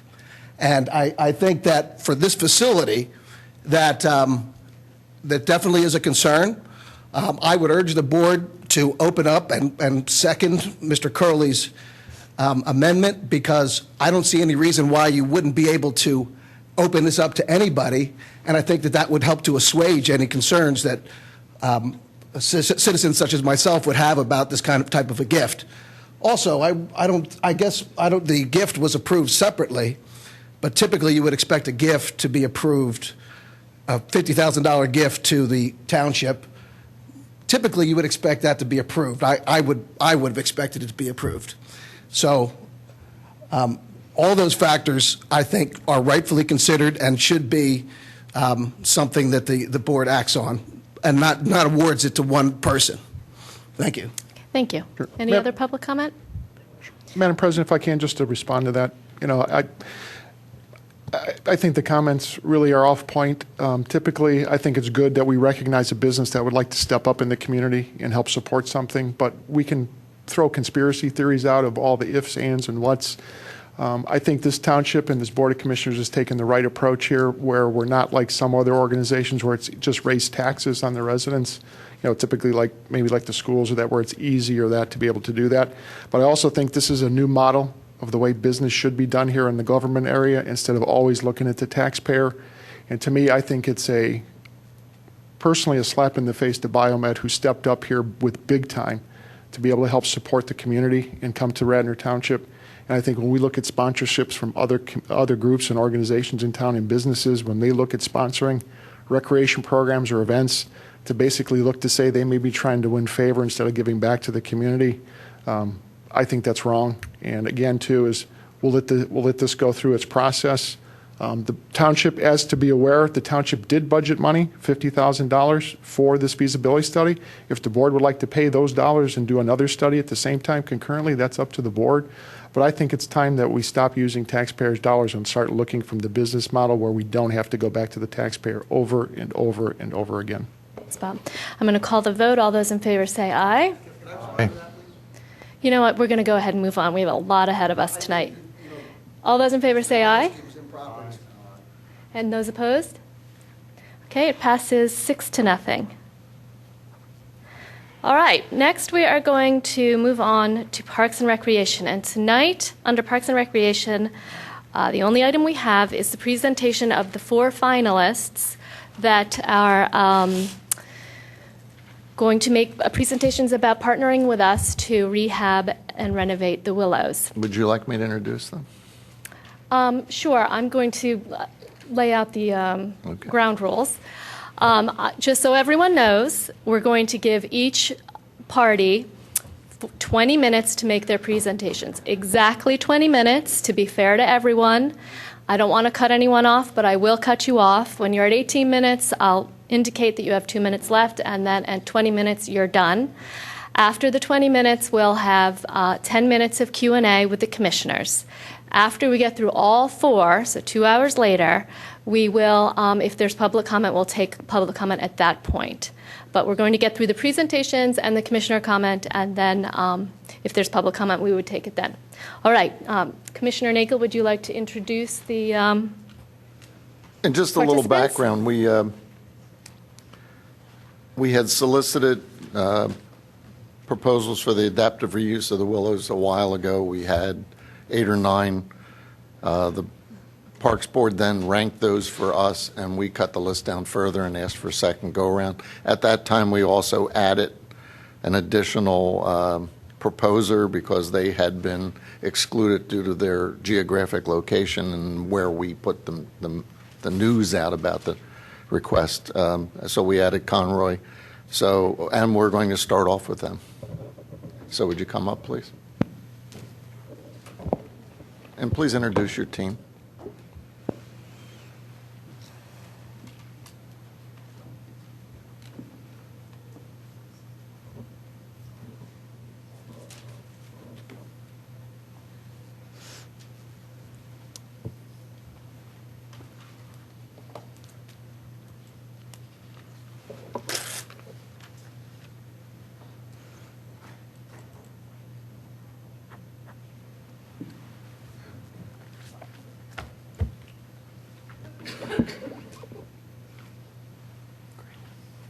Okay, you ready?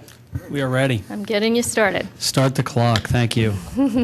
Hi, I'm Martin Kimmel of Kimmel Bogret Architects, and I'm leading the presentation for the Conroy team because I was sort of a large part of how we all came together in the partnership to look at this project on behalf of Radnor Township. A little bit of the story there includes that we're represented tonight by myself, Martin Kimmel, Beth Conroy, Dale Littner, who will be speaking. Not speaking is Jack Conroy, Eric Littner, and Christina, I'm sorry, his last name I forgot. At any rate, so I want to introduce, and we'll each take a few minutes to talk, but it starts out with the notion that it's an opportunity.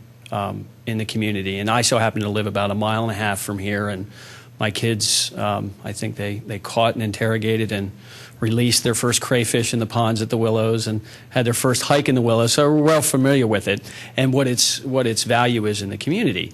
And so when I heard about the project, I started to think about what it ought to be for our community. And the first thing that I thought that it ought to be is really a crowning jewel. You know, it's already a diamond in the rough out there that you have in the Willows and the Willows Mansion. And that what it needs to be is more than just an operating facility. In fact, it's an operating facility now, but it needs to be more than that, and it needs to be something great for the township. In addition to that, because of the historic quality and nature of the facility itself, it needs more than a renovation and more than an expansion. It needs a restoration. It needs to be restored to its grandeur, restored to its legacy and the ambiance, the time it was created. And then most importantly, I believe, it needs to be put in place in such a way that it leaves a legacy for the township and the township residents to be a permanent non-burden on the taxpayer, to follow up on the discussions of your last agenda item, and to be that way when we're all sort of long past. So to put it in place in the right kind of way. So I'm just an architect. So you go, okay, well, there's a little gap there. So the first thing that I concluded is that it probably needs to be a partnership. It isn't a matter of the township handing the keys to the door and sort of walking away and hoping it's cared for. That you want somebody who's going to be in partnership with the township for a long time. It's going to remain a park. There's a lot of community use on it and in the cottage that needs to have happen. So it can't be done in isolation one from another. Then I went, well, there's a nice partnership, an architect and a township. That's sort of lacking for this type of facility. So I put 2 and 2 together and said what it needs is a caterer.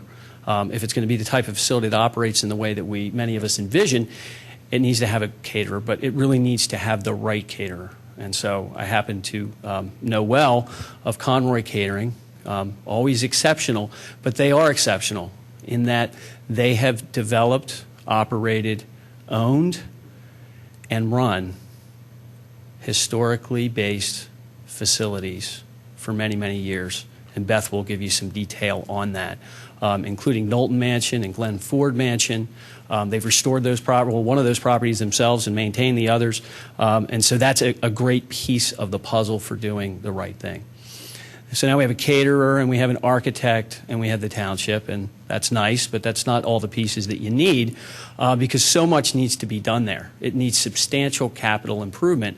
And one way to go about it would be to sort of figure it all out and bid it and hope you get the right builder. And the other way to do it would be to bring a building partner onto the team to help us do it right. And so Conroy had a relationship and went through the restoration of Knowlton with Dale Corporation, who's sort of built on integrity and quality in their own right, and we had a relationship as well. So that seems also an excellent fit. And more importantly, though, they're a group that is sensitive enough to pull off the restoration part, but understands what modern buildings are about, and are one of the last Delaware Valley major contractors that includes their own master craftsmen. And so when you're looking at a restoration, that is a key thing, is to have the right carpenter people on site. So the team gets a little better as we go. We have a small role to play in this ourselves, Kimmel Bogret Architects. We have a mission of our own that fits nicely into this, and that's what we call extraordinary solutions for ordinary budgets. And so it's a commitment to stretch. And when you're thinking about public projects, even if they're not public dollars going into the project, a public project for the community, it has real-world budget limitations, but it still has the aspiration to be extraordinary, and then ultimately, in my view, to become that legacy type of project. And so that leaves, if you're keeping track, one key piece missing, which is money. All these things take money. And so what we look for is, rather than just sort of a traditional leverage position, is to bring in someone who is expert at public-private partnerships and who's financed over 200 of them around the country in the form of Public Facilities Investment Corporation, who will be the partner to that team in getting the project funded at the level that it needs to be. So once we all work together, we started to talk about, and the natural thing to do in a situation like this is to look at, okay, what is the minimum amount of investment we have to get the facility operational, and then to make it stable, and then hopefully profitable in some form or fashion. and how much capital, how little capital can we put into the project to have that happen. And that's kind of a natural sort of capitalist way to approach it. And then we went back to the original goals and thought about legacy, and we all said, and each came to our own similar conclusion at virtually the same time, that this is a time to do not the easy thing, but to do the right thing. And so we started to look at it in a little bit of a different way, and how can we do the right thing for this project at Radnor. So I want to introduce Beth Conroy for the moment to talk about how they've done the right thing for a long time at some other historic facilities. And as she explains to you how their business and tells the story, there'll be some nice images that flash up that you can see of those facilities as they go. Thank you, Martin. Thank you for allowing us to present. Good evening. My name is Beth Conroy, and my husband Jack and I are the owner-operators of Conroy Catering, with operations at Knowlton Mansion, Glen Ford Mansion, and Loretta Winery. Jack and I founded the company in 1983 as an off-premise catering company based initially in Chester County and eventually in Philadelphia. We began very simply 30 years ago with little more than a tiny kitchen space and a truck. As off-premise caterers, we traveled anywhere and everywhere to cater events, from our first wedding in Rising Sun, Maryland, to Reading, Pennsylvania, to Center City, Philadelphia, to right here in Radnor. The benefit of this exposure to so many varied facilities is that we developed a real sense of what elements were most desirable in an event venue. Though we can throw a party, a pretty good party, practically anywhere, those really special occasions deserve a beautiful setting with lovely outdoor spaces and a warm, homey, yet elegant atmosphere.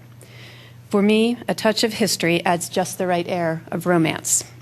So in 1986, while searching for a wedding venue for my sister, I stumbled upon Glen Ford Mansion and knew that I had found such a place. A very well-kept secret at the time, Glen Ford is a beautiful Italianate mansion built in 1863 and on the National Register of Historic Places. It is situated on 18 acres right on the Delaware River. After catering the wedding, we became part of their preferred caterers list. In 1993, the Glen Ford Conservation Corporation determined, as many other facilities have since then, that it would be to their benefit to hire an exclusive catering management team. So after 6 years as part of their approved list, we were selected from a pool of 15 other applicants to be the exclusive operator. As such, we assumed the role of total facility managers responsible for maintenance, housekeeping, landscaping, snow removal, security, as well as total coordination of events, sales, and marketing.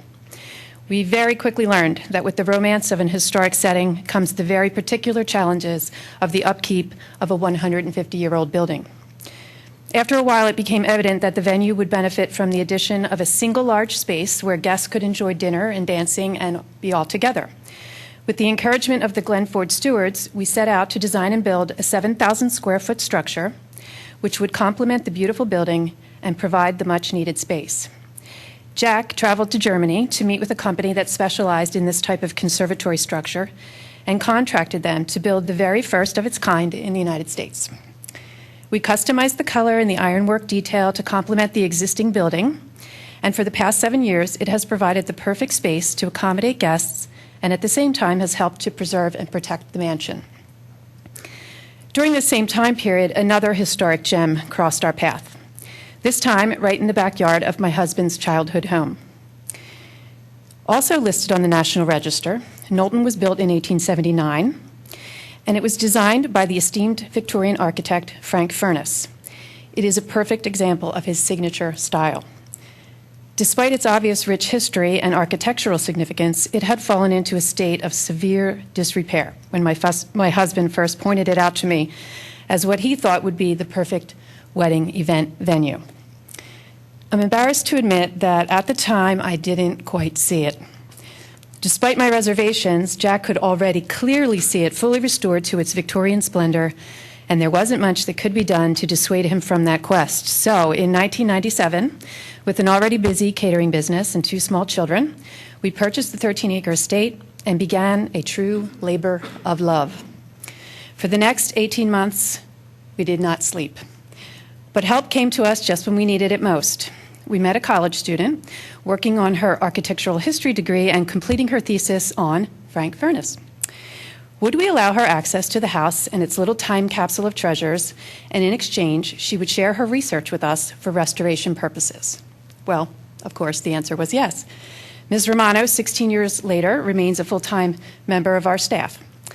A short time later, we were fortunate enough to meet the good people of Dale Corp., whom we contracted to build the 9,000 square foot ballroom addition in a very short time frame. My husband and I moved into the third floor of the mansion to personally oversee the restoration and renovation. We enlisted the help of countless artisans and craftsmen, including a local artist who created hand-cut stencils inspired by Furness's own sketchbook, and then hand-painted each of the walls of the entire mansion. We refurbished the original furniture, reproduced hardwood floor inlays in our own woodshop, which we continue to use to this day. The results were spectacular. This true collaboration earned us awards from the Philadelphia Historic Commission, the Pennsylvania Museum and Historic Commission, the Preservation Alliance of Greater Philadelphia, and the American Institute of Architects.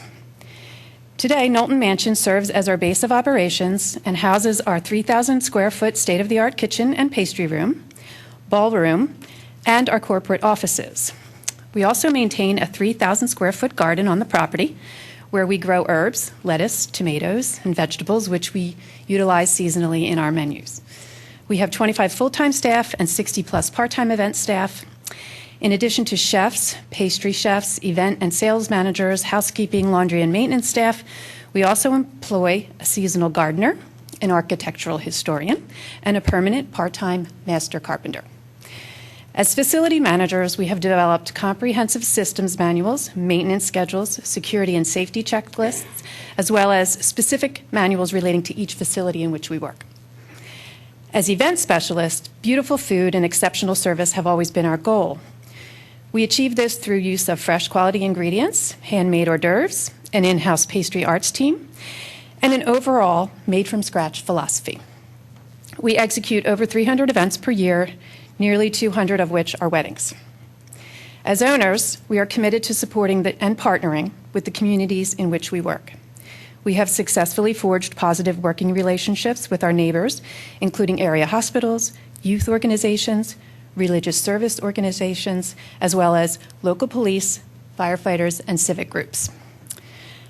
Well, I hope that I've given you a picture of our vision, philosophy, experience, and approach.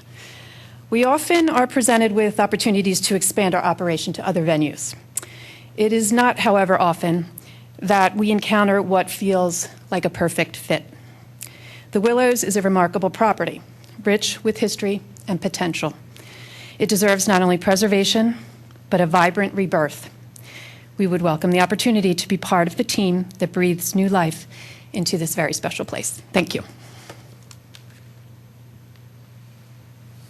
Thank you, Beth. So with that, we'd like to transition to the notion of what we think is the right thing to do with the mansion and the Willows.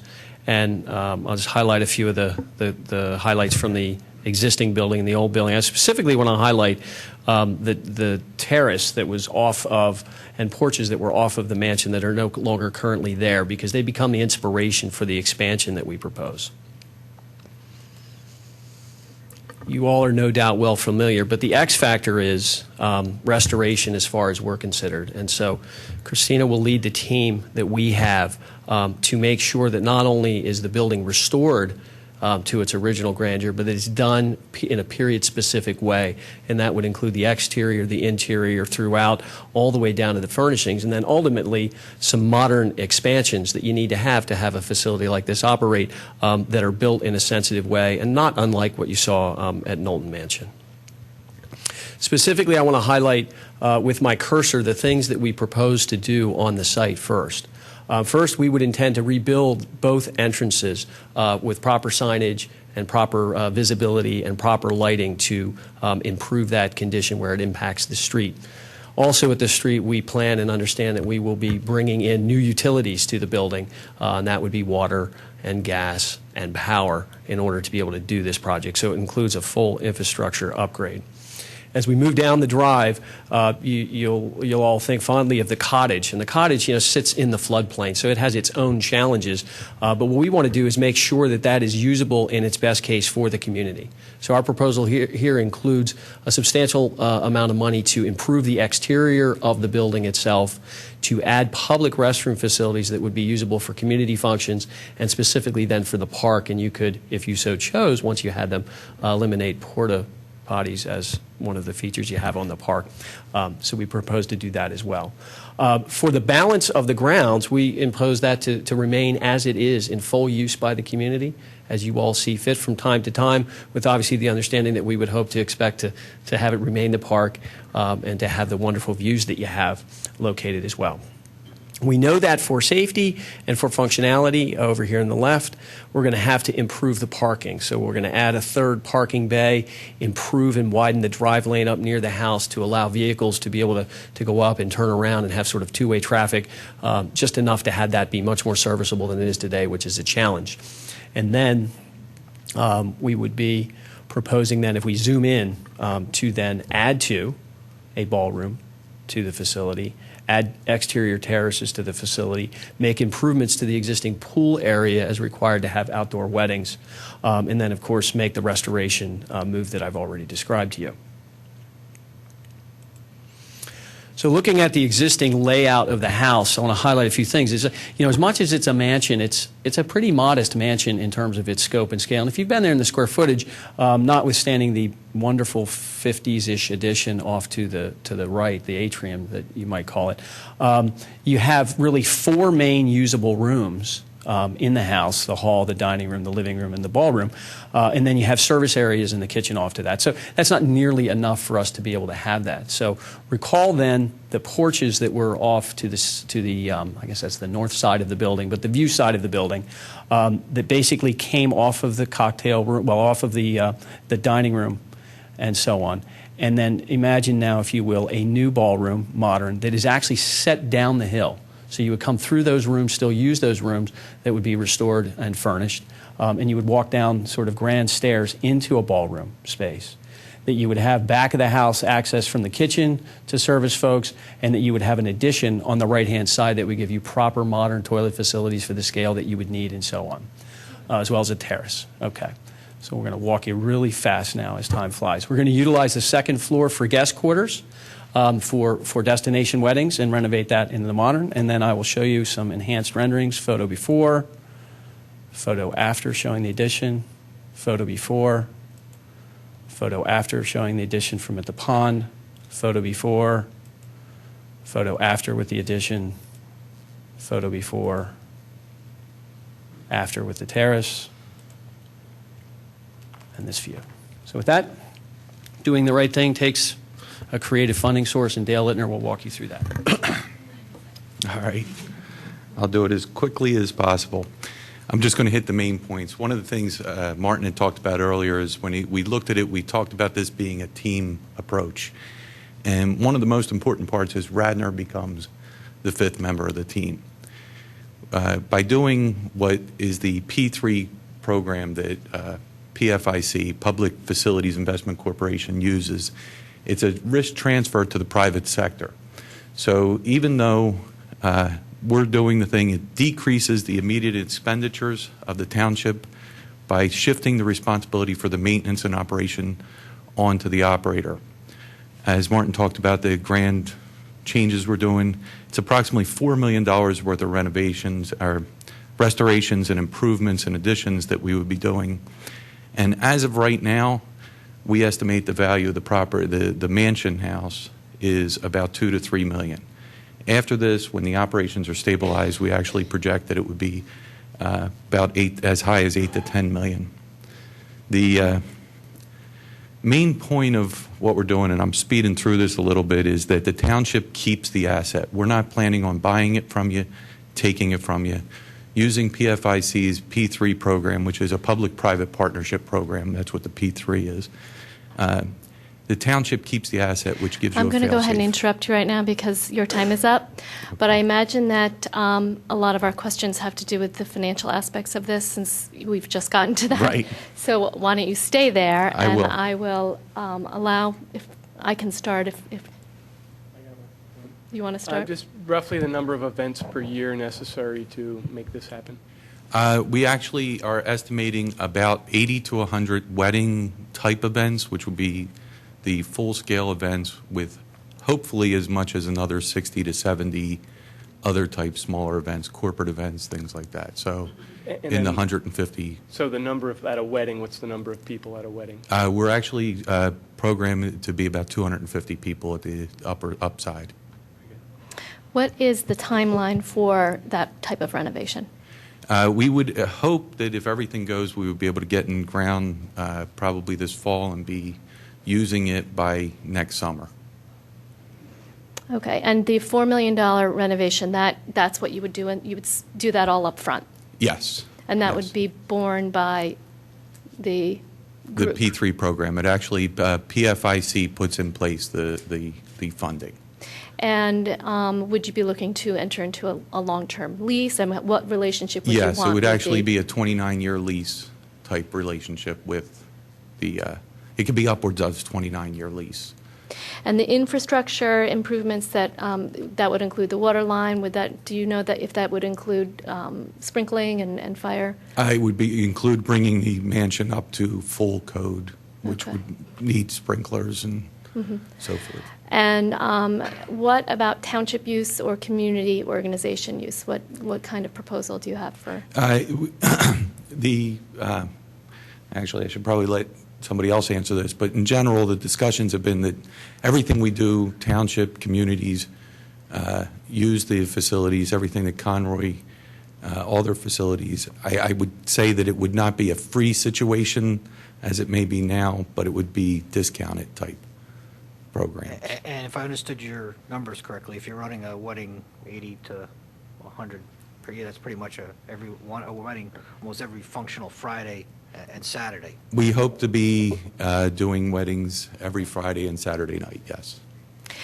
Or And- something like a wedding type event. So when you say discount, would you mean like discounted on those high demand periods or discounted on off time uses? The high demand periods would be difficult, but it can all be worked out. There are actually with Glenford, I know that there's a lot of situations where there's times that are geared out that we say, no, we need those because they're where the money is made. And have you thought through what kind, I mean, I'm asking specific, this is something that matters to our community members since they have a very nice situation right now that they pay for with their tax dollars.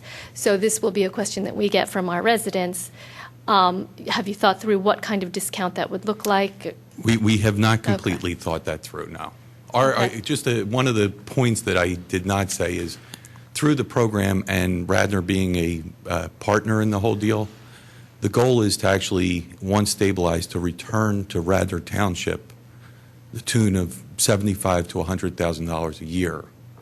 That once the whole project stabilized, that's the type of money that it would be actually a revenue-sharing concept. That's cash. As opposed to sort of payment in kind and use of. Yes. So I would say to you that if, any money that's taken out of the operations also diminishes because the way we're proposing it is the Radnor would be a revenue-sharing agent or partner in the whole Are most program. of your envisioned corporate events during the work week? Yes. So basically, it would be theoretically available at night, Monday through Thursday, and potentially on. It would be largely available Monday through Thursday, I mean, the bulk of the activity would be I think they'd Friday. probably prefer if you came up to the microphone because the meetings are. Sorry. Yeah, I mean, the bulk of the activity, of course, would be the wedding and other social event type of things. And, obviously, they're mostly Friday, Saturday, and Sunday. Do you think there would be a fair amount of use on a Sunday? Well, at our other facilities, we are certainly not booked 7 days a week, that's for I sure. understand, but Yeah. But, I mean, just percentage-wise, how much booking do you get on a Sunday? Rough guess. I mean, I'm not going to hold you to it. Well, it would, it's a new venue, so, there are a number of Sunday weddings. But, less than Saturday evenings for sure. And the outside part, other than kind of where, right by the building, Right. Residents have free use of the park while any of these weddings and other events are going on? Yes. All right, we have 5 more minutes for questions. Is She that- didn't do you- answer the question. She gave me a look. Yeah, You said yes. no, of course. I mean, it's their park. It's just that I just wanted to be clear that, probably wedding guests would be also on the property. So as long as that's fine with the It's residents. hard to have a wedding without the guests. Yes. Do we have any questions from these commissioners? No, I think you covered it already. I just want to make sure, though. So, in this agreement, we wouldn't be paying for any maintenance on the mansion. Correct. You would be responsible for all the improvements to the mansion. Correct. Does this include any of the road? Like, for instance, we have the access roads that come in off the main road there. Would you be assuming any responsibility for that road as well? For the renovation part and the improvements part and the restoration of the mansion, in order to make it something that would be operating, the road needs to be improved. As Martin touched in slightly, is the entrance. It needs to be a little bit wider.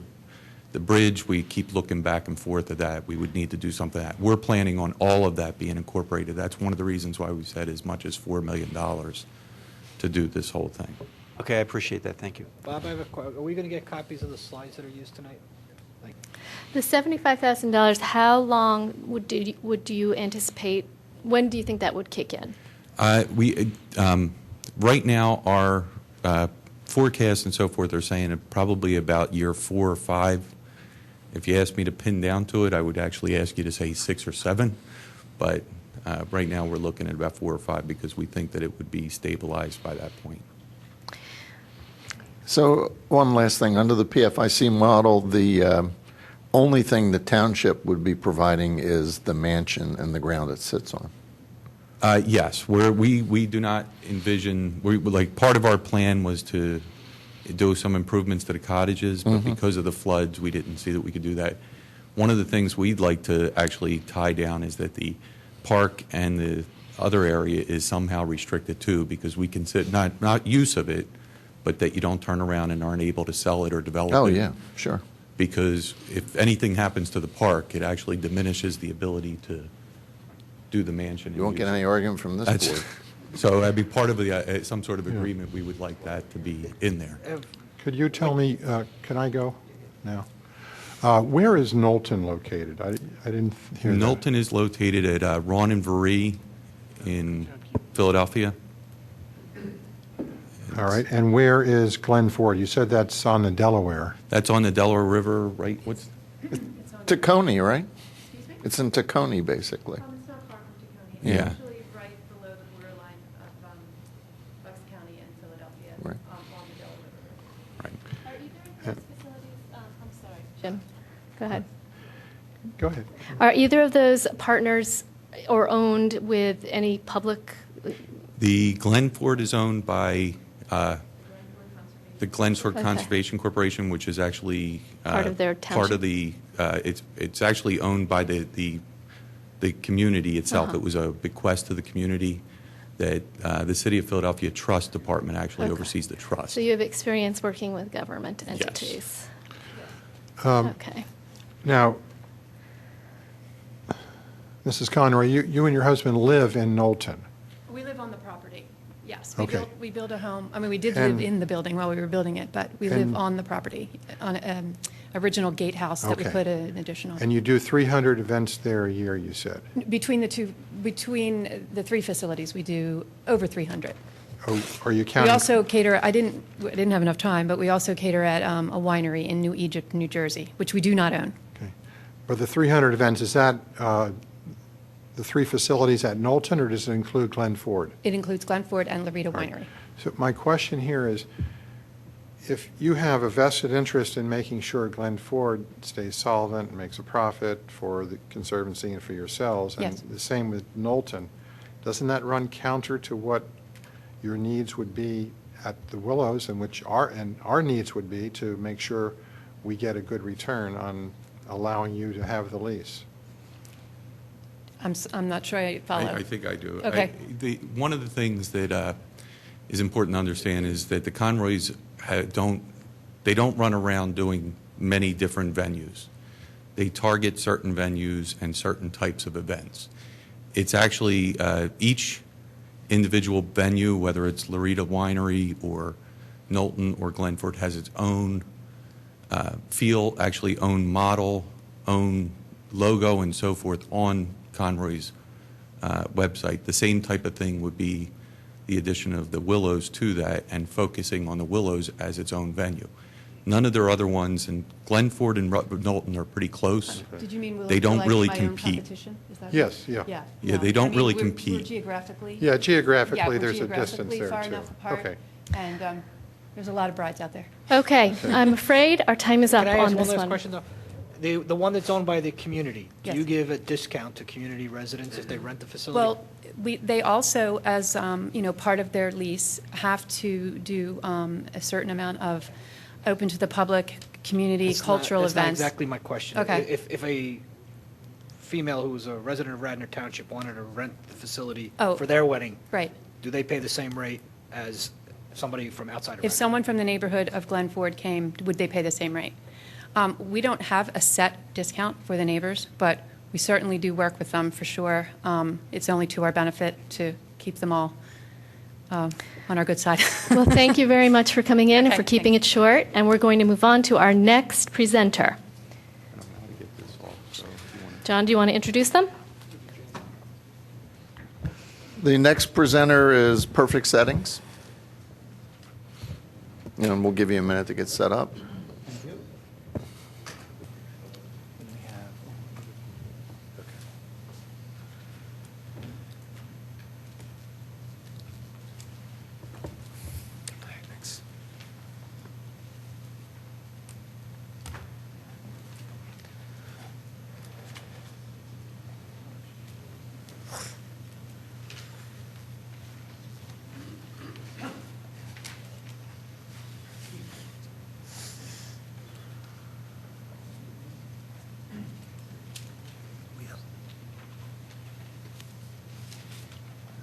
You got key elements going there, baby? Yeah, do you want to, so you just want, Jared, just want to scroll this down like that. Or just pull that? Cool, all right, good. All right.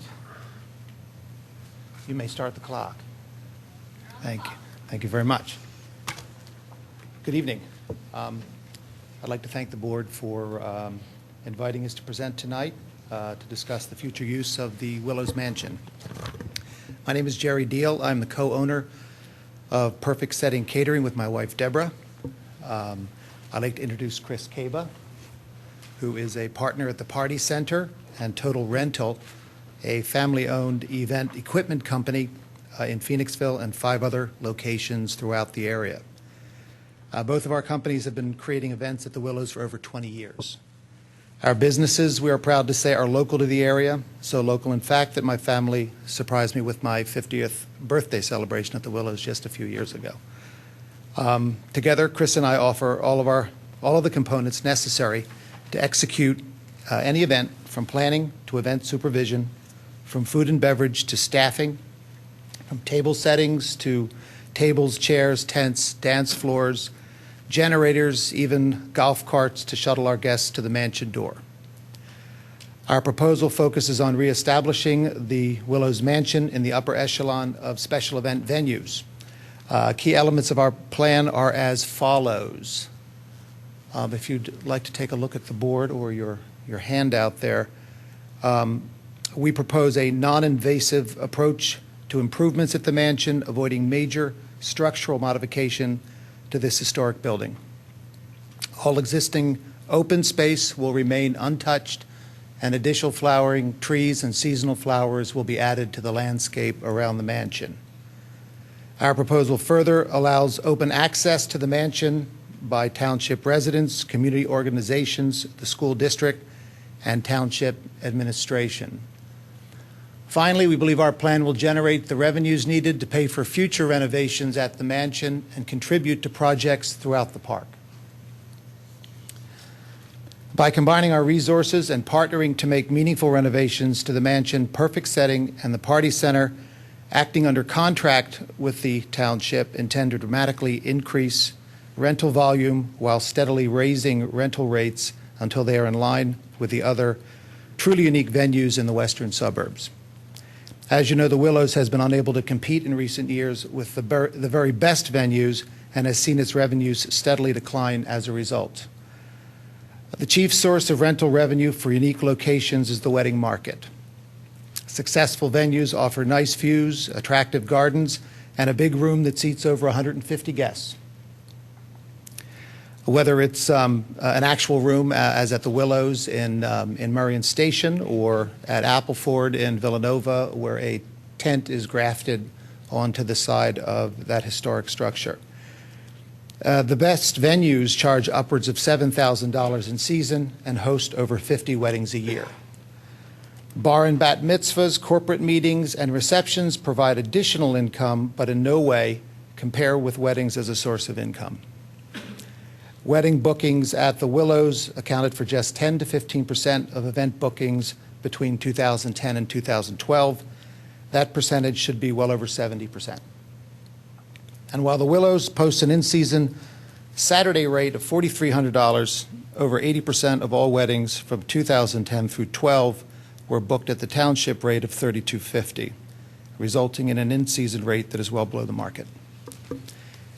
We believe that volume and rental rates will rise while Township expenses fall over the next 5 years as a result of improvements in the following areas. Improvements to the mansion and grounds, solarium terrace enlargement with tented ballroom, building and grounds maintenance, building management, sales and marketing, and bookings. I'd like to direct your attention to our list of repairs, which is the first bullet point mentioned. And I'd like to, these renovations that we propose to make at our expense. We'd like to replace the water line between the mansion and fire hydrant, approximately 550-foot run.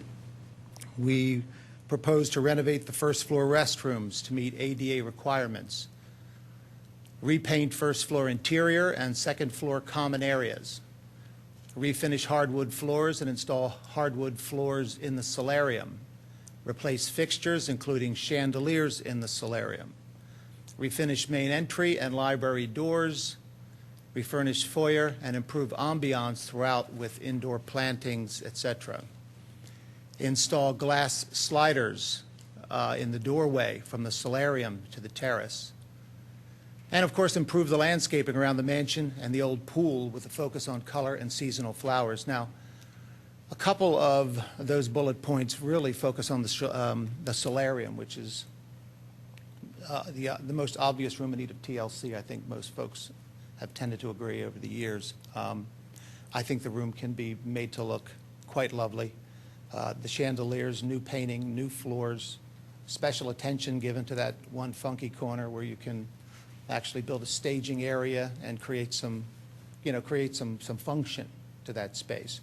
And I particularly point to the glass doors that would open out onto my next bullet point, which is connect a new made and customized for this facility, a 40 by 100 foot ballroom tent, attach it to the solarium to include floor, sides, a gathered ceiling, liner, lighting, and furnishings.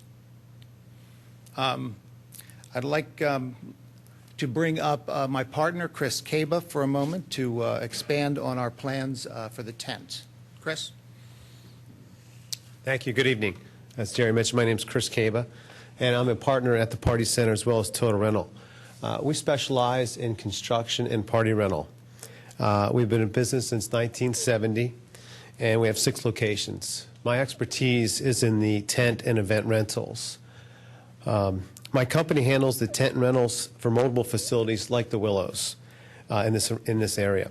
To name a few, Karenwood Mansion in Bridnathon, Welkenware Estates in Pottstown, Meredith Manor, also located in Pottstown, Morris House Hotel in Philadelphia, Greystone Mansion in Westchester, and Adrossan Estate, which is located down the street. All of these facilities are historic in nature and all prefer tenting as their choice for their space. It allows them to be sensitive to their facility and gives them the beauty they deserve. What Jerry and I are proposing is to erect a 40 by 100, brand new, state-of-the-art, custom clear span track tent structure, which will butt up to the solarium.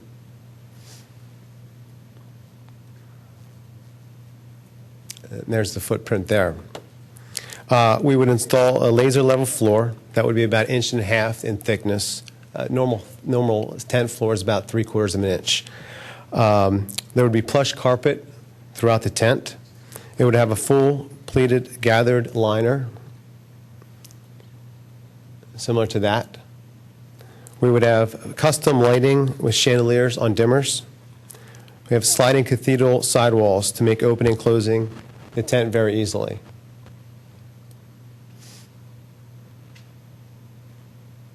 These are some of the facilities that we have and the decor options we have. There also could be fans, and we have the ability to provide air conditioning and heaters depending on the time of year.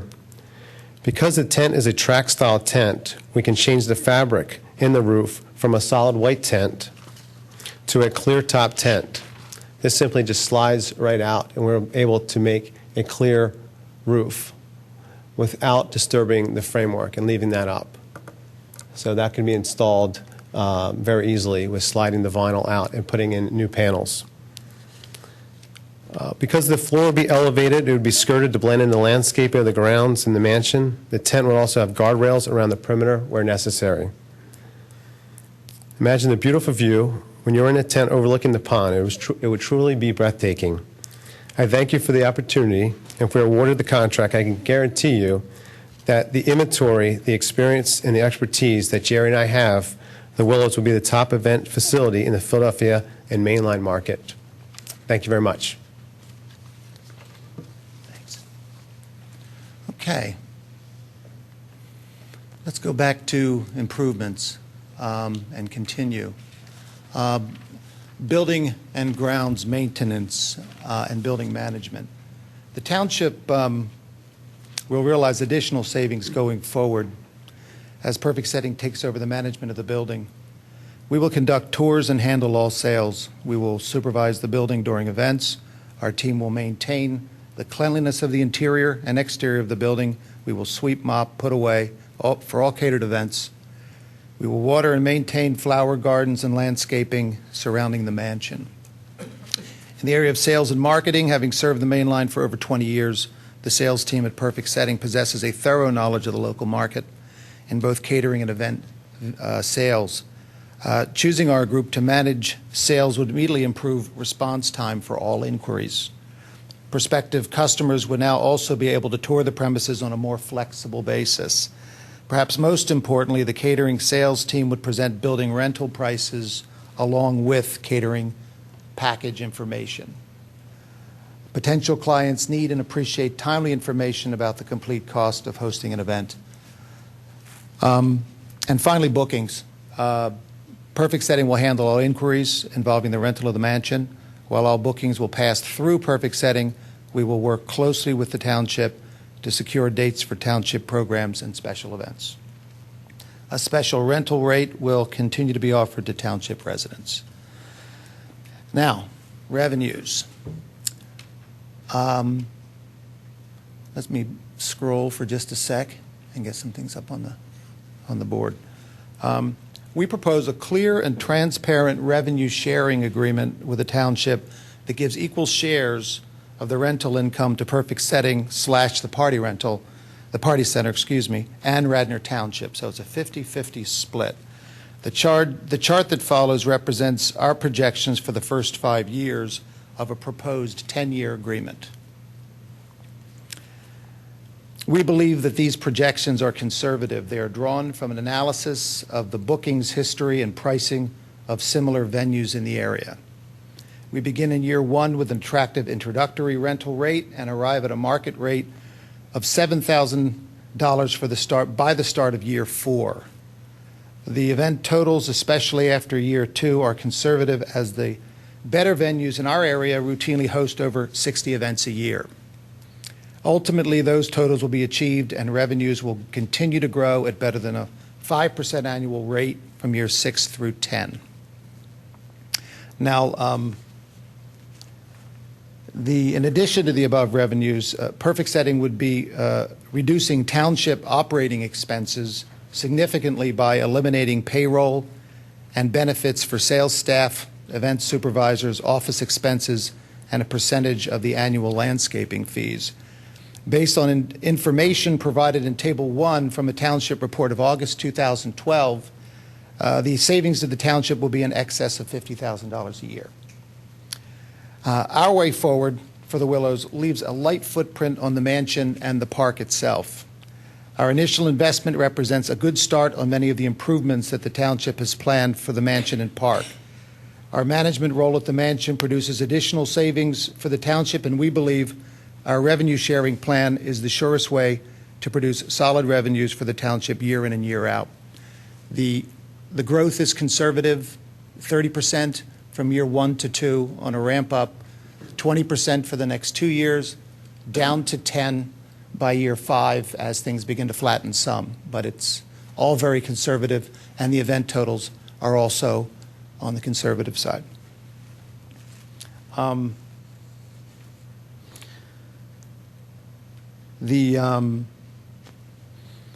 We believe that finally our plan returns the mansion, and this is key, I think, it returns the mansion to the rental market quickly.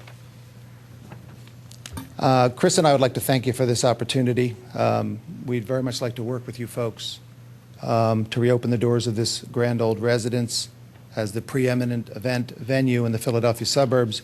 We'd be happy to answer any questions you might have about our proposal. I would point out in the packet that I gave you, there's a last sheet there that does additional breakdowns on the revenue projections. Thanks very much. Thank you. Thank you. And you were only 14 minutes. Nice. So thank you for that. I'll start out with a couple of questions. So just so I'm clear, we're looking here at, you're proposing a management contract not to lease the property. That is correct. Okay. And can you give me an idea of what your estimate of what you would be spending for the improvements? And, well, first of all, is the tent permanent? Well, the tent is not permanent. Okay. It can be taken down at a certain time. Our goal would have it, April through that December time. So the first quarter, January, February, March, there's really not a lot of business, so the tent would really not be erected until spring. So every year you would take it down at the end of the season, then put it back up? Correct. Take it down, put it back up? January, February, March. Okay. Yeah. All right. So can you give me an idea of what the cost, to get in there and get up and running in year 1 with the tent and the improvements that you've listed in your paper with the water line, et cetera, what that is, that number? Well, we think it's probably north of $250,000 if we don't hit rock on the way to the fire hydrant. But honestly, I think that based on actually some of the numbers you folks were using to make some of the repairs, and we've actually taken items off of your list to, in an effort to at least meet halfway on the improvements at this juncture. And I'm assuming that your events will be bigger than you could have now. Do you look into, I didn't see parking expansion in your list. Do you think there's adequate parking there now for 200 people events? I think there is adequate parking there now, and we would also do valet and shuttle additionally. So, I mean, you can expand your parking situation considerably if you're parking correctly. Okay, and again, I'm going to ask you the same question I asked the last participants about just to probe a little bit more on the township resident use. So you had suggested some sort of discount. Have you thought through that discount? Yes, well, the current discount is about 25%. That's what I've been able to glean. I mean, I think that since it would be a partnership and it would be a split of the revenues, I think a conversation would have to happen as to what number you thought was appropriate as well. It's been suggested that 25 might be a little rich, but we shall see. Maybe 20? Well, there are two really separate categories here. There's the township resident who wants to use it for an event. And then there's the township. Right. And the township school district and the township community groups who now use it for free. Right. Not usually on Fridays, Saturdays, nights, but it's completely free at this point. So, Well, I mean, that's why I say I think that we don't, I don't find much of what I see in terms of the way things operate now, and frankly, the building itself is broken. I think it needs some, touching up, a better plan, and can operate much as it has in the past.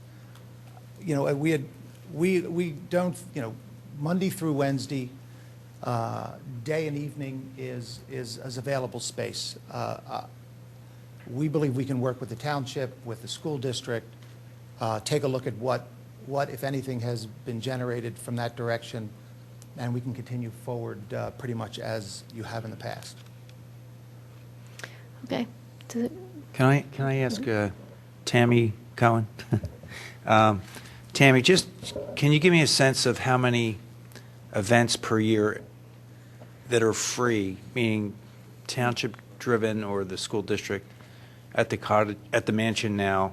Do you have a sense of what that is? Well, it's varied, of course, over the years, just with the usage. I know the usage on behalf of the school district has kind of decreased over the last few years, including events within our department that we deliver as part of that, probably close to 20, 25 events that had come at no cost. As an average, if we were to look back, So maybe in a figure 5 to 25 8 year period. Okay, so 25 per year? Roughly. And of the 25 per year, are there any that happen on weekends? Yes. Okay. And probably maybe half. Half. So On weekends. Yeah. You can use a quick example. Well, an example would be like the Daddy-Daughter Dance, for instance, is one that our department delivers, which is in a weekend event, or Holiday at the Willows, which is a weekend day type of an event that utilizes the actual interior of the facility. Have I seen most of those kinds of events happen, though, in the off-season? January, February, March, perhaps into April? I mean, that's... February is actually the month that we actually do the Daddy-Daughter Dance. Yeah, that goes to what I say.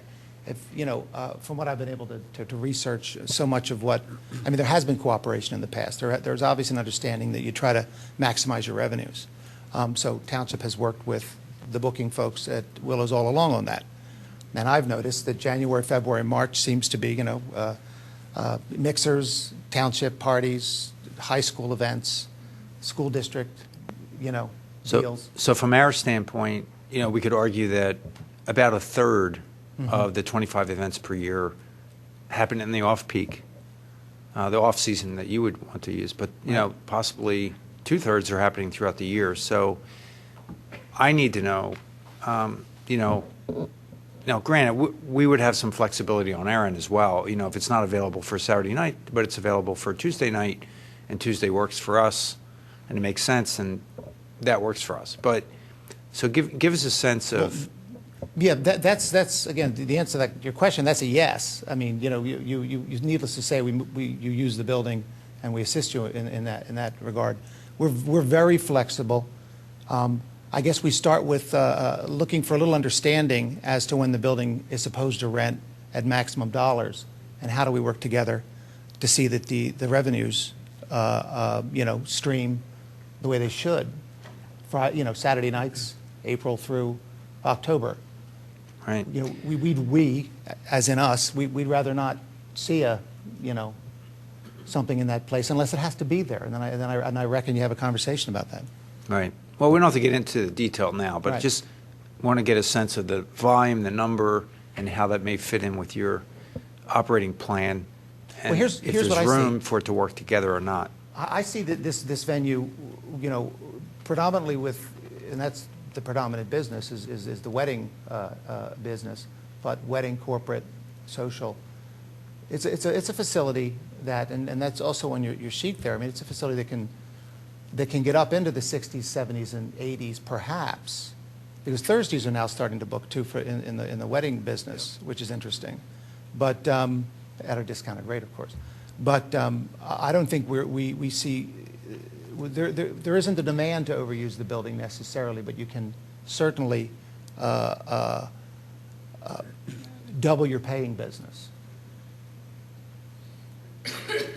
I have a couple of questions. Yes. You used the word management of the building versus maintenance of the building, so we're responsible for maintenance going forward, correct? Inside or outside? Why don't you answer both? Gotcha. In terms of routine maintenance, as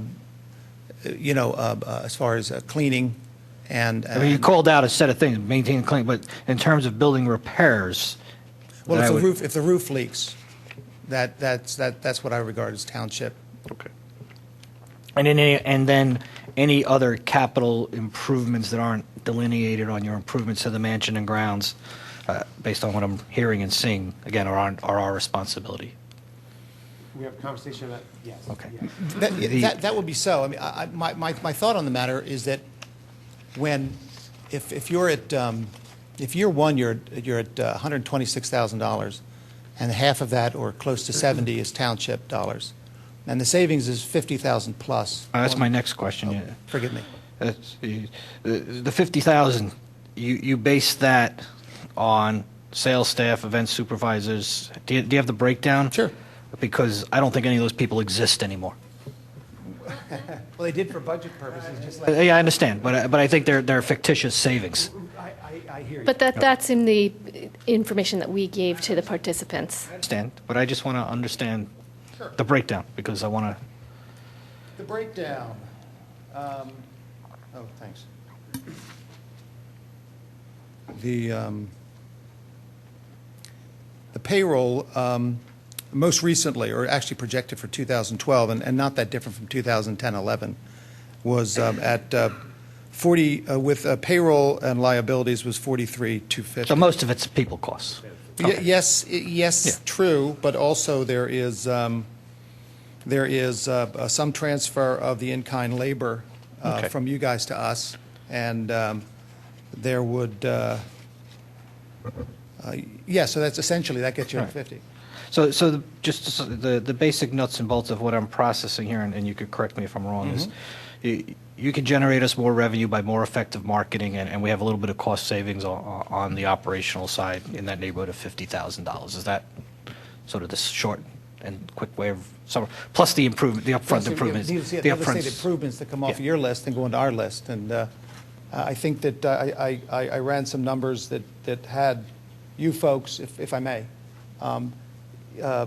just in the direct, operating expense area, if you were still managing utilities, building insurance, and debt service on the old note, you'd be up in, and plus, of course, in public works, you'd be up in the $76,000 to $80,000 zone.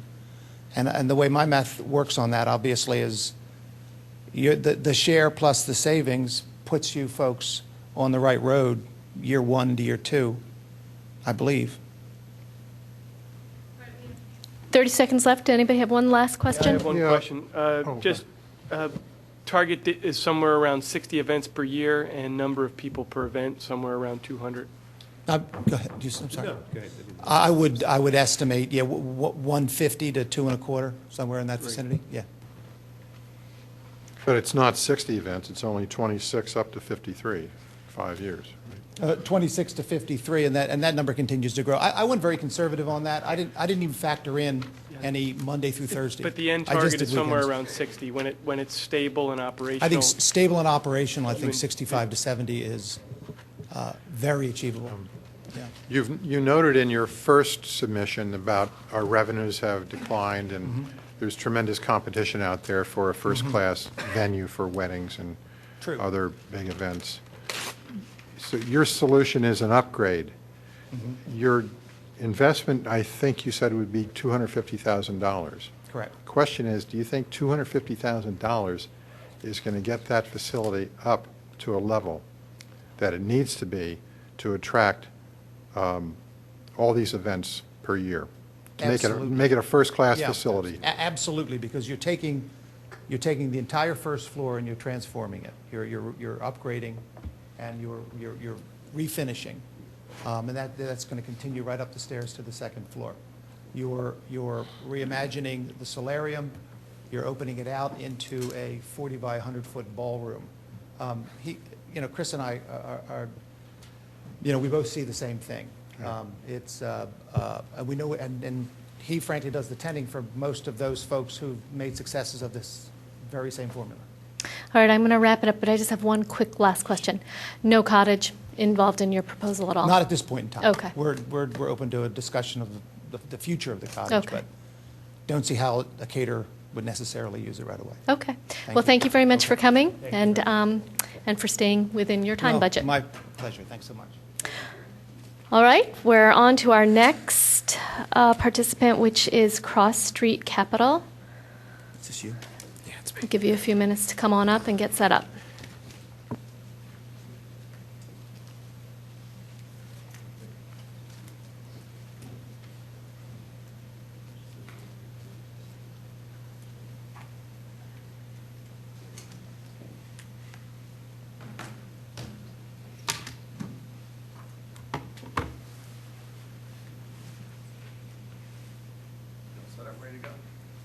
Need to plug in.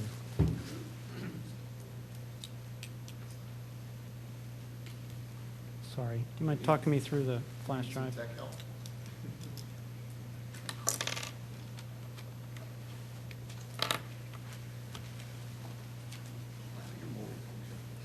Sometimes. Got it. All right. Is that yours? Yeah. Is that the right slot? Yeah. Looks like the right slot. What do you look, is it a PowerPoint? Yeah. I put a PDF and a PowerPoint in there. If you grab let's do the PowerPoint. Yeah, I'm not seeing it.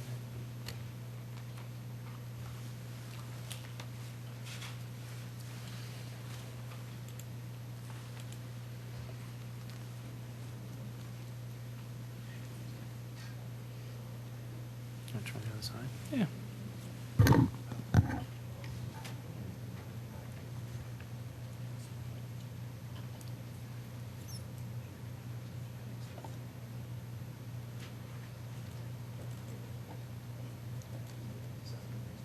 say try the PowerPoint? Yeah, please.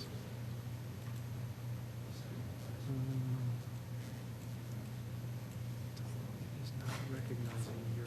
Try this one. Brought it back up. Back up. It's a good thing. Ready in the drive. There we go. Oh, it's lighting up. I was thinking about it. There you go. It likes this one. There you go. Since PowerPoint. Yeah. Do I There just you use go. this up and down, or do you have You can use page down, page up. For the microphone.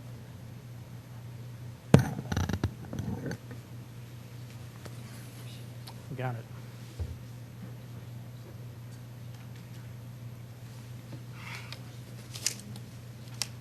Okay, we all set? We're all set. Thank you.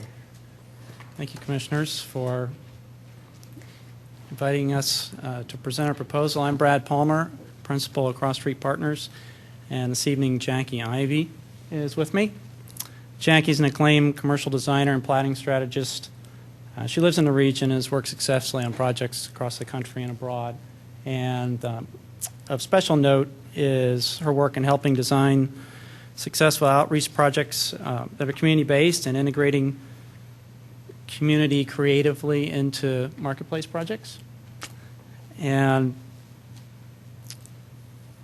Jackie's one of the consultants that has done some work on this concept with us. This Cross Street Partners proposal outlines the farm-to-table vision for Radnor Township's property, The Willows. And tonight we'll share how the highest and best use would benefit the township and residents and other park properties. The question behind this here is how to steward well what has been entrusted to us. And so how does our response of stewardship apply here at the Willows? This issue of stewardship is about dollars and cents. Of course, it's also about rebuilding the old foundations, taking courage to reach for something new. And we understand that the Willow is currently seen as a liability, but we see the opportunity here for the township to adaptively create the spaces that will provide the most enjoyment to a wide range of resident people. And the people are what's important. Radnor is a great community, and the Willows is an opportunity to do something special for our current generation as well as for the next. We want to create an amenity that will be a point of pride, something to share with others. And you want to create a space that attracts people, that's a destination. And this farm-to-table concept will create a backbone, a framework, if you will, where the elements of the plan are all attached to the farm-to-table underpinnings. And the farm-to-table experience will work itself out through the different complementary businesses which overlap. And these are intentionally integrated to create a complete experience at the Willows. This complete experience will provide a number of opportunities that we'll draw out where the community can be involved and can benefit. The overall experience of this plan is expressed through a farm-to-table cycle, and we assigned some definitions to this to help explain and build out the concept. At the top, we have farm, which is farm and gardens and a tie to the land. The eat is a restaurant and dining table, and celebrate is about events and hospitality, and also the hospitality features around events that play out into opportunities for wellness and personal services, spa services, and overnight accommodations, which are tied to events. And I'll speak to that in a minute. Educate is the Willows is an outdoor classroom, both for kids and adults, and there are a number of kids' opportunities for learning here on the Willows site that are easy to imagine. The adults' learning is also nicely integrated when you look at a number of these other offerings. And Recreate is enjoying the green space, both the passive and active places, the woods, the fields, the trails.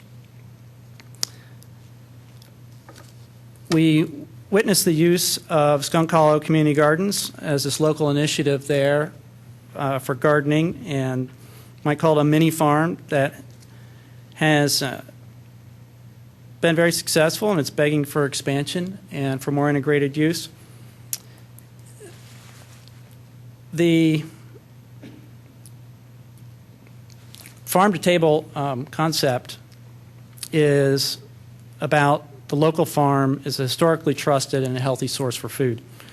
We're interested in recovering the farm in our food. People are interested in the whole cycle, in the complete experience of our food from farm to table, because the farm is the basis of the cycle, and food is the basis of sharing.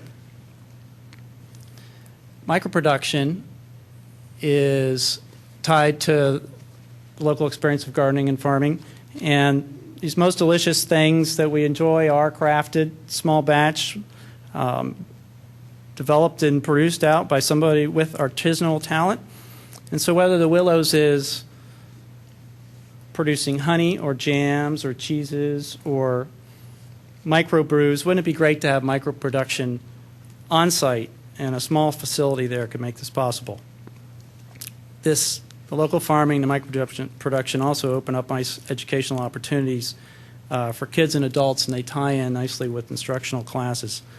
Wybrook Farms is noted at the bottom as a model operator here in Pennsylvania, where they have a farm, and they do microproduction really well there on site. They also have a restaurant, and they deliberately and intentionally integrate educational opportunities there at Wybrook Farms. They're just a great example of small batch production and can draw people into.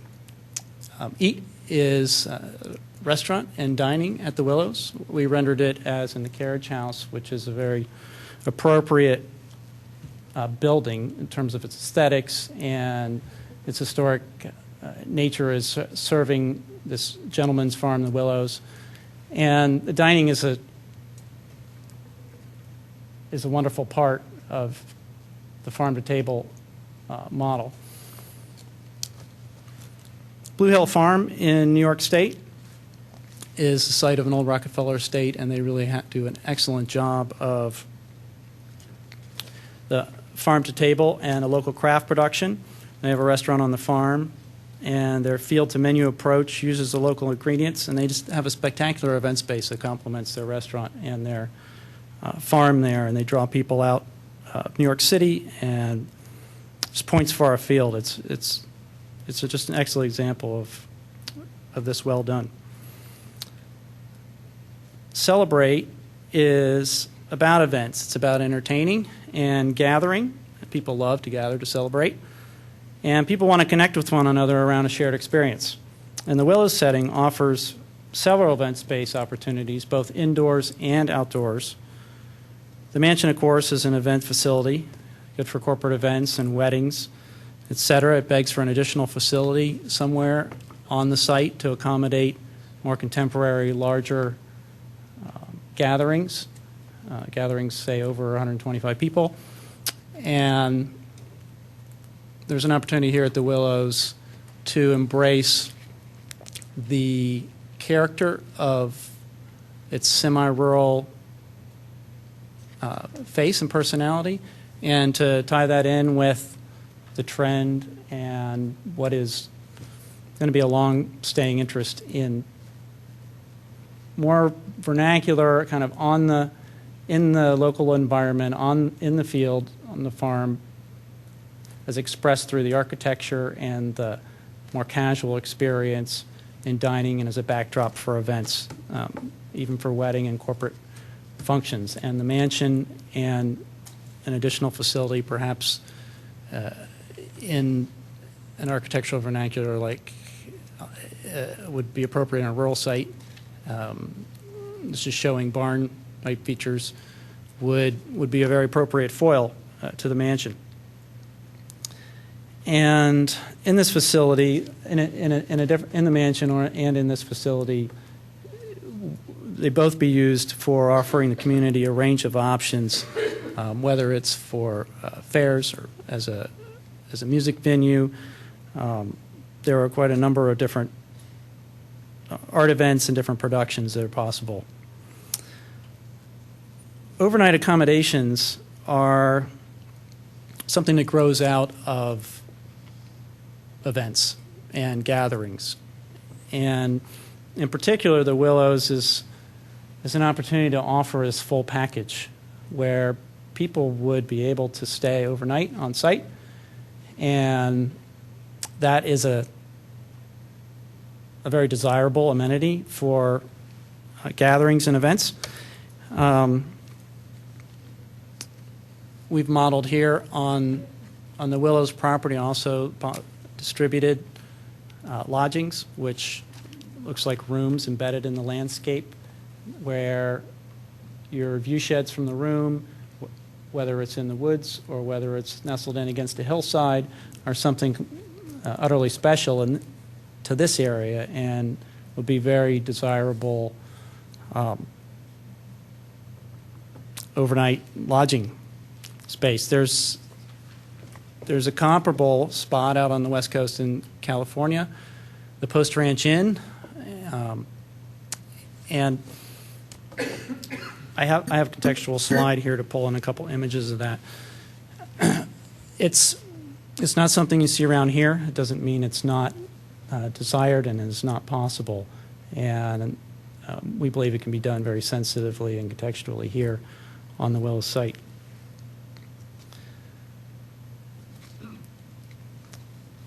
The overnight rooms, the advantage of them is they provide access for visitors to extend their gatherings. They also provide access to other amenities that be on site and allow people to be fully immersed in the farm-to-table experience.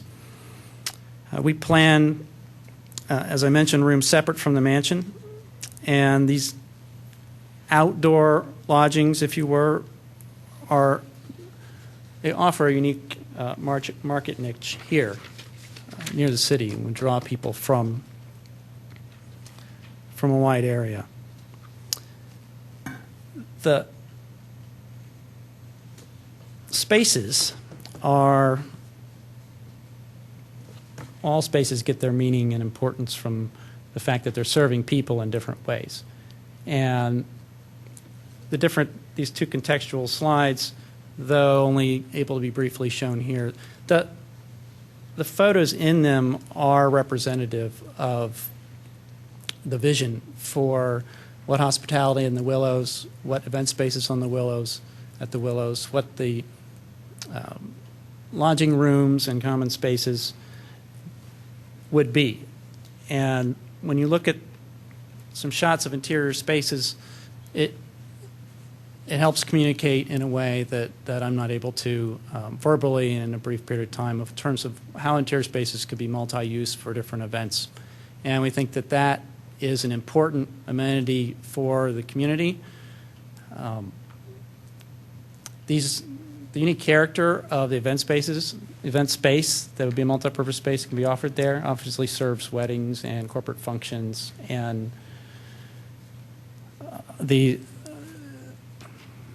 those immense events that you imagine, they also can serve the community with opportunities for music, different varieties, for fundraisers, for arts presentations and arts events. Those things done on the Willows site would be particularly special. Jackie, can I ask you to join me on this? Yep. Particularly for this. I come at this as a designer, and for me, if your design does not engage someone at a visceral level, if you cannot walk into a space and feel something with one of your senses, so it either you see something, you smell something, you touch something, if it engages you and you feel a visceral connection, you as a person feel more connected to that space. So what these images begin to get at are things that you begin to discern, even if you cannot discern them with a word. You might be able to feel it. It's like when you see a painting and you're like, I love that, I don't really know why. So I think what's important and what's critical for the Willows is that you have a population in Radnor that is incredibly intelligent, well-versed, can go to New York, can go to D.C., can see a wide variety of very well-heeled spaces. Yet at the core, you're about the community. So how do you stay true to your community space, and you can engage people through the stewardship, and ultimately to be involved citizens within the city, within the township of Radnor. So I think not only we all can see that events bring a revenue stream, but also community engagement brings a sense of stewardship and citizenship that I think is critical to what Brad was speaking about to the next generation. So even if, farm to table maybe isn't the thing in 20 years, you will have engaged your citizens that this is an important place to them. I know that when we were out there looking, Steve, one of the caretakers, was telling me his memories of his 10th grade prom. And, we were laughing. And all of the memories that have been held in that mansion, I happen to know the Zanzinger family and all of the history that has occurred there. You don't want that to die. But for that to really live on, it needs to be a space that's not just about, it's important, obviously, for it to draw the weddings and all the events to create that revenue, but there has to be something more. There has to be soul and authenticity within the space, or you've just created one more banquet hall, in my opinion. Thanks, Jackie. And in terms of community involvement and also making the Willows, preserving it really as a venue for learning and for access, it's currently underutilized in that way, and we look forward to creating this catalyst that's able to draw in along so many touch points at the site and through what's going on at the site, to be able to really have the Willows be this outdoor classroom for kids and adults. And the Rodale Institute is mentioned on the slide because the Rodale Institute here in Pennsylvania has been doing that successfully for 50 years on their working farm. And they're a great source of inspiration for that and show how it can be done intentionally and effectively. As the kids, adults, families engage the gardens, streams, and wetlands and trails for environmental education, and as adults have an opportunity to participate in chef classes or wellness seminars, group cooking instruction, and other things related to opportunities provided by having a restaurant on site and having an active events venue and cultural center. All of these provide this exceptional educational opportunity to our generation because it's in our backyard. And the importance of having 100-plus acres of contiguous recreational land provides these natural buffers and a balance offered between active uses and passive uses. And smaller pocket parks, obviously, it's all must be used for active uses. The Willows and Skunk Hollow and Sawmill Park together offer this unique opportunity to have more intensity of activity in the Willows, parts of the Willows area, and more passive in the other parks. And the successful community parks do intentionally pair passive and active. Central Park is one that I can't ignore that comes to mind as just a wonderful model for how to effectively integrate commercial market interests, passive and active community interests, and thank you, and in partnership with the city. And everyone is not familiar with Central Park, but it is an enormous undertaking and went through a tremendous renewal only made possible through the partnership of the City of New York and the Central Park Conservancy. The farm-to-table vision is a plan that supports the highest and best use of this property and will intentionally address the whole site, not just a portion of it. Ties together the different property assets, including the built environment of the mansion and the cottage, but also including the assets of the open space. It expands the ability for residents to create lasting memories there and draws more people to the park and its uses. It reuses the historic structures for new vibrancy. It creates additional spaces that adequately expand the access and interests of people in the community. And in short, it just embraces an opportunity for greater living here in Radnor, and it would be a tremendous amenity. Just stepping back, the aerial view is interesting because when you locate the Willows Park along Darby Road and look at Skunk Hollow and Sawmill Park underneath of it, the density around it to the north and west, and then the open space around it to the south and east, really speak to the Willows as being a natural link between the two, and that's what the farm to tables concept seeks to achieve and do well. Consider the historic identity, too, of the site and the buildings and the use. Originally planned as a gentleman's farm, the carriage house retains elements such as the stables inside and a purpose-built chicken house out back. The mansion's use has been good, and as Jackie mentioned... I'm sorry to interrupt. We're at 20 minutes, okay? Okay. So I have some questions. Go ahead. Could you give us a sense... We've heard a lot of conceptual description, but I really haven't heard the programmatic plan. Like, you've talked very generally about everything, but what are you going to do with it? And what's that plan look like? What's the use look like? What's the revenue look like? What's the expense look like? The improvements, site improvements, kind of everything we've kind of pulled out of everyone else. Give us, if you can give me a hit on 5 of those briefly. You know, what's the use? What's the revenue? What's the capital infusion? Just give me what you got. Okay. Well, obviously it's conceptual in nature still at this point, and we very much would like to get it to the next level of commitment and detail. In terms of the use would be, I think you're speaking of commercial uses such as would be restaurant and would be event space, would be lodging, would be spa services in there. There would be a pavilion that would be used also for events and gatherings. There would be lodging outside the mansion. These have issues that all come with them in terms of land use, zoning, parking.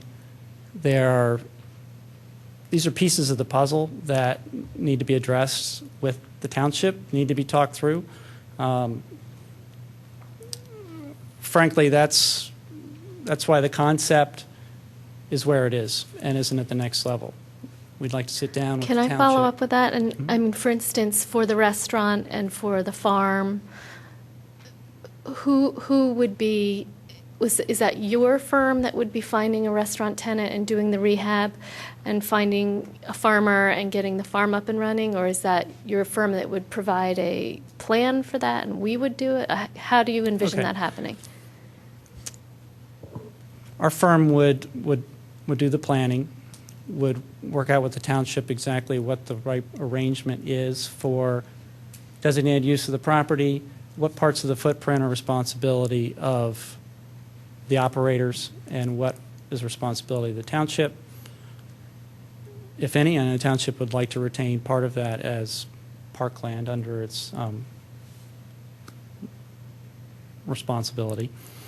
And then there are the different pieces that need put together, and they would have different operators, meaning the restaurant, the lodging, the events. And we would be responsible for putting that together and making it happen. So I at this point, I don't have any further questions because I think at this point, we were expecting kind of the plan already to be presented to us, so thank you. Yeah, I realize that. Yeah. And I'm just telling you where I'm at. Yeah, so we've heard some no, that's a great specific- challenge, Commissioner. Yeah. And I would like to respond to that with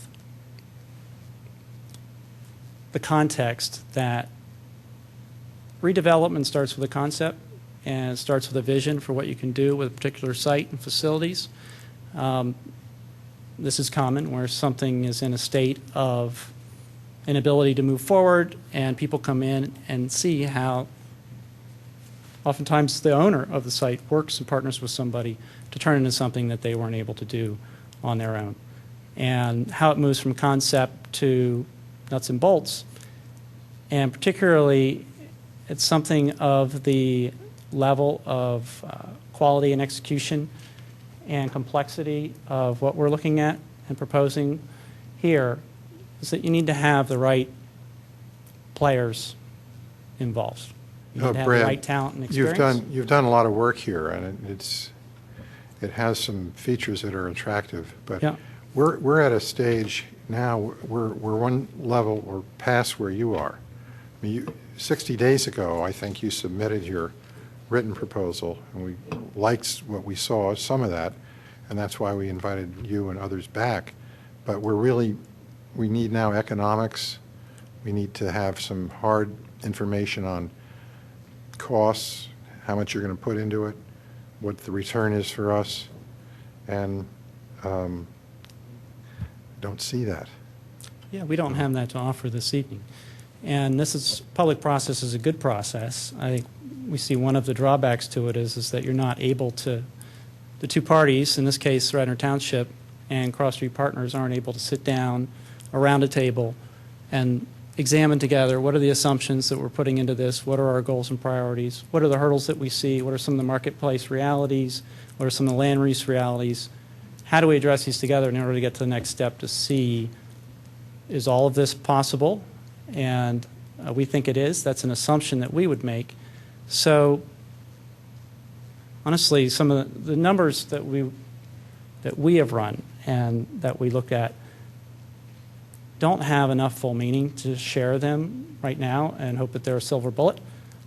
This is something that needs to be developed and done in dialogue with the township. And we could do that if we'd love to commit to that and I'd like the township to commit to that conversation, and we could do that with the administration in the next 30 days, 60 days, and then by June 1st, you would have not only the detail you're looking for, but I think there'd be invaluable learning for the township to have gone through that process with a redeveloper, and would provide you insight into working what the opportunity is that you have here. And that would give a view into what the different revenue models are for the different pieces of this, what the required returns are. It'd give a mutual understanding of what the different risks are that we're looking at through the perspective of different folks. And if I might put on my Radnor resident hat for a moment, might be a bit unconventional, but we think that it'd be, for the township, it would be there is, how do I say this? There wouldn't be anything to lose, and there would only be perspective and insight and learning to gain, particularly around this farm-to-table concept, but also just generally in terms of what is possible with this site. If you did a more in-depth due diligence period, and I understand the other presentations too have other answer questions that I can see in them that need to be done around a table with the township. So perhaps you pick two concepts that you think most fit the biggest opportunity for this site, and then the township doesn't lose anything in working with those two closely to get some of these questions answered over the next brief time period before summer.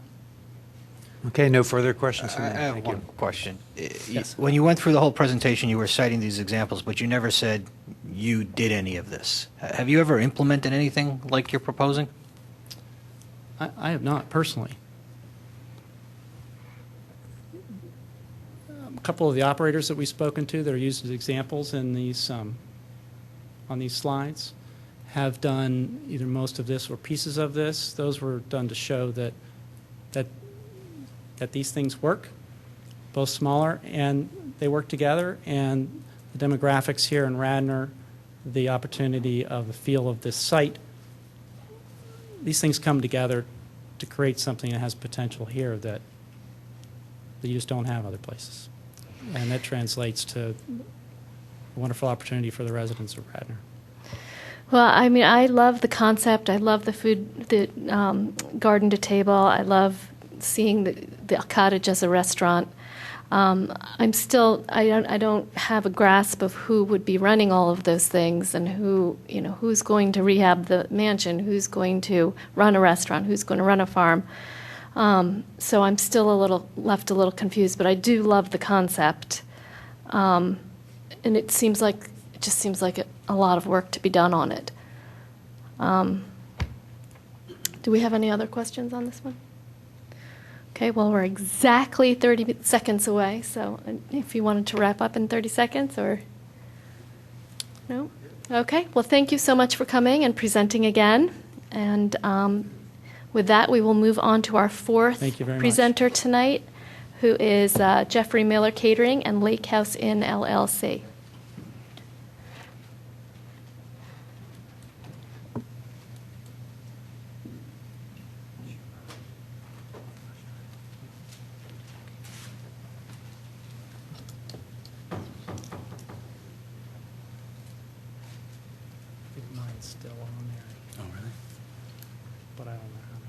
Did you take your drive out? Yeah, my drive's out, so you can No. close it. Can I use part of your? He loves your Use the drawings. second half. He loves your drawings.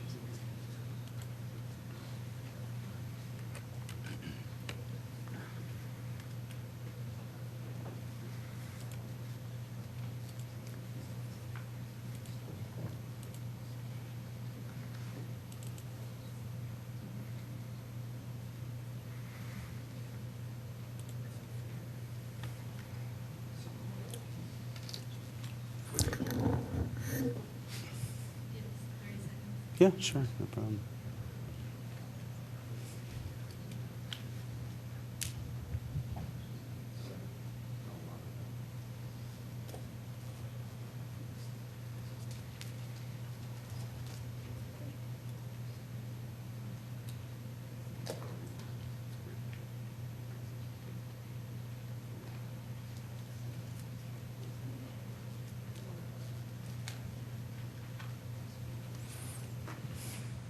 Is that camera live? Can I say goodnight to my kids? Go to bed.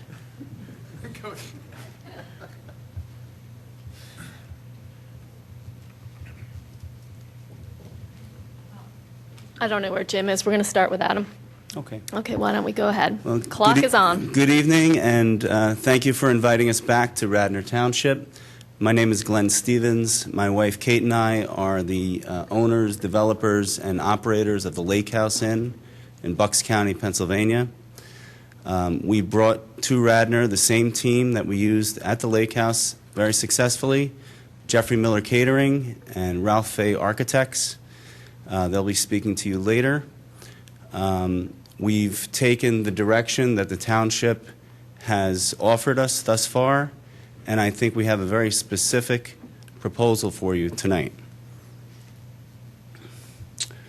The Lake House Inn is an identical experience to the Willows. We took an old, dilapidated building and turned it into a first-rate event space. Jeffrey Miller is the largest wedding caterer in southeast Pennsylvania. Our aim is to expand the event space, preserve the property 100%, preserve all existing uses, public use of the park, public use of the manor house as well. We are partnering with the Wayne Arts Center. Jeffrey Miller currently partners with them. We intend to bring events and art to the Willows through the Wayne Arts Center. We are proposing a farm-to-table concept with a community, just above the community garden, another garden where we would grow vegetables and herbs and use those as part of our wedding experience. We are going to eliminate the operating losses from the township, and we are proposing an adaptive reuse of the cottage building. Current conditions, everyone knows, unsuitable space, dated decor, uncompetitive in today's marketplace. Revenues are down, expenses are up because of the condition of the building. It's a financial drain to the township, and it's a lot of potential that's being wasted. Our solution is to add one large event space to the property, refurbish the interior of the mansion, enhance the community uses through our partnership with the Wayne Arts Center and the Radnor Conservancy. Farm-to-table venue, again, as I mentioned. We're going to reduce expenses for the township, and we're going to guarantee revenue to the township. We provide venue management and marketing expertise in the event business, and we're going to preserve this historic gem that is the Willows. Right now, I'd like to introduce our architect, Ralph Fay. He's going to discuss the physical aspects of our proposal. Thank you. I get to do the brick, sticks, and mortar part, which is the exciting part for us. I have a history with Glenn, as he mentioned. We've finished his last project. We do a number of inn and conference center type projects, and we specialize in historic restoration and renovation work. We took the information that was given to us very seriously, that we wanted to talk about the site improvements, the mansion improvements, code compliance, phasing, schedule, and an estimate of cost. So with the site improvements part, we have the, obviously we have the existing parking and the existing mansion, and we have a lower area that we're calling the outdoor ceremony space. The improvements would be to expand the parking, and that would be an expanded parking to meet your current code, which means we're going to add about 49 additional spaces based on a 300-person event space. We'd like to take the walk / drive from the parking space to the manor house and create an experience, widen it for cars, create a pedestrian walkway to the side, put landscaping by it, create a gateway as you enter so that you know you've arrived at the part of the mansion which is meant for weddings. Put the event space, which is roughly a 4,500 square foot event space with another 1,000 square foot of toilets and kitchen space, not in front of the manor house, but to the side, so as to preserve all the views both from the lawn up to the manor house and from the manor house down to the lawn. We would then tie these spaces together with a courtyard, an exterior courtyard, and arbors. I think it was mentioned that the manor house had arbors, and create a pathway down to the lower ceremony space. To the lower side here, exhibiting the farm to table, there would be an LA, again a garden LA, to the chef's garden. The chef's garden would be used to provide food and also provide education. We would like to hide the dumpster and the trash and some of the other functions that are going to be increased on the site. So as I mentioned, if you look at our proposed site plan, our event structure is to the side of the existing manor house, and our courtyard is tying the spaces together with a pathway down to the ceremony space. So the mansion improvements. We know that there's an existing building, and the beauty of the existing building is it really doesn't need much improvement. It needs refurbishing. The event space will be a new structure. We'll talk about a new structure being a permanent fabric tensile structure, prefabricated, brought to the site, made in Germany, specifically for our needs in a very classic mode. We're going to talk about the terrace and then the ruin. So here we have, I and my staff have spent some time there on the site. We've drawn up the manor house as it exists now, and we've added our fabric tensile structure to the side. We have also looked at the different outdoor spaces that are connecting these spaces, and we've created a route for complete handicapped accessibility. So if we're coming here and dropping off handicapped or walking, we're getting to the first terrace, which brings us up a ramp and into the first room. It is a little 1950s. We've proposed renovating that room. We're calling it the Arbor Room because we want to add an arbor type aesthetic and still hold that outdoor feel.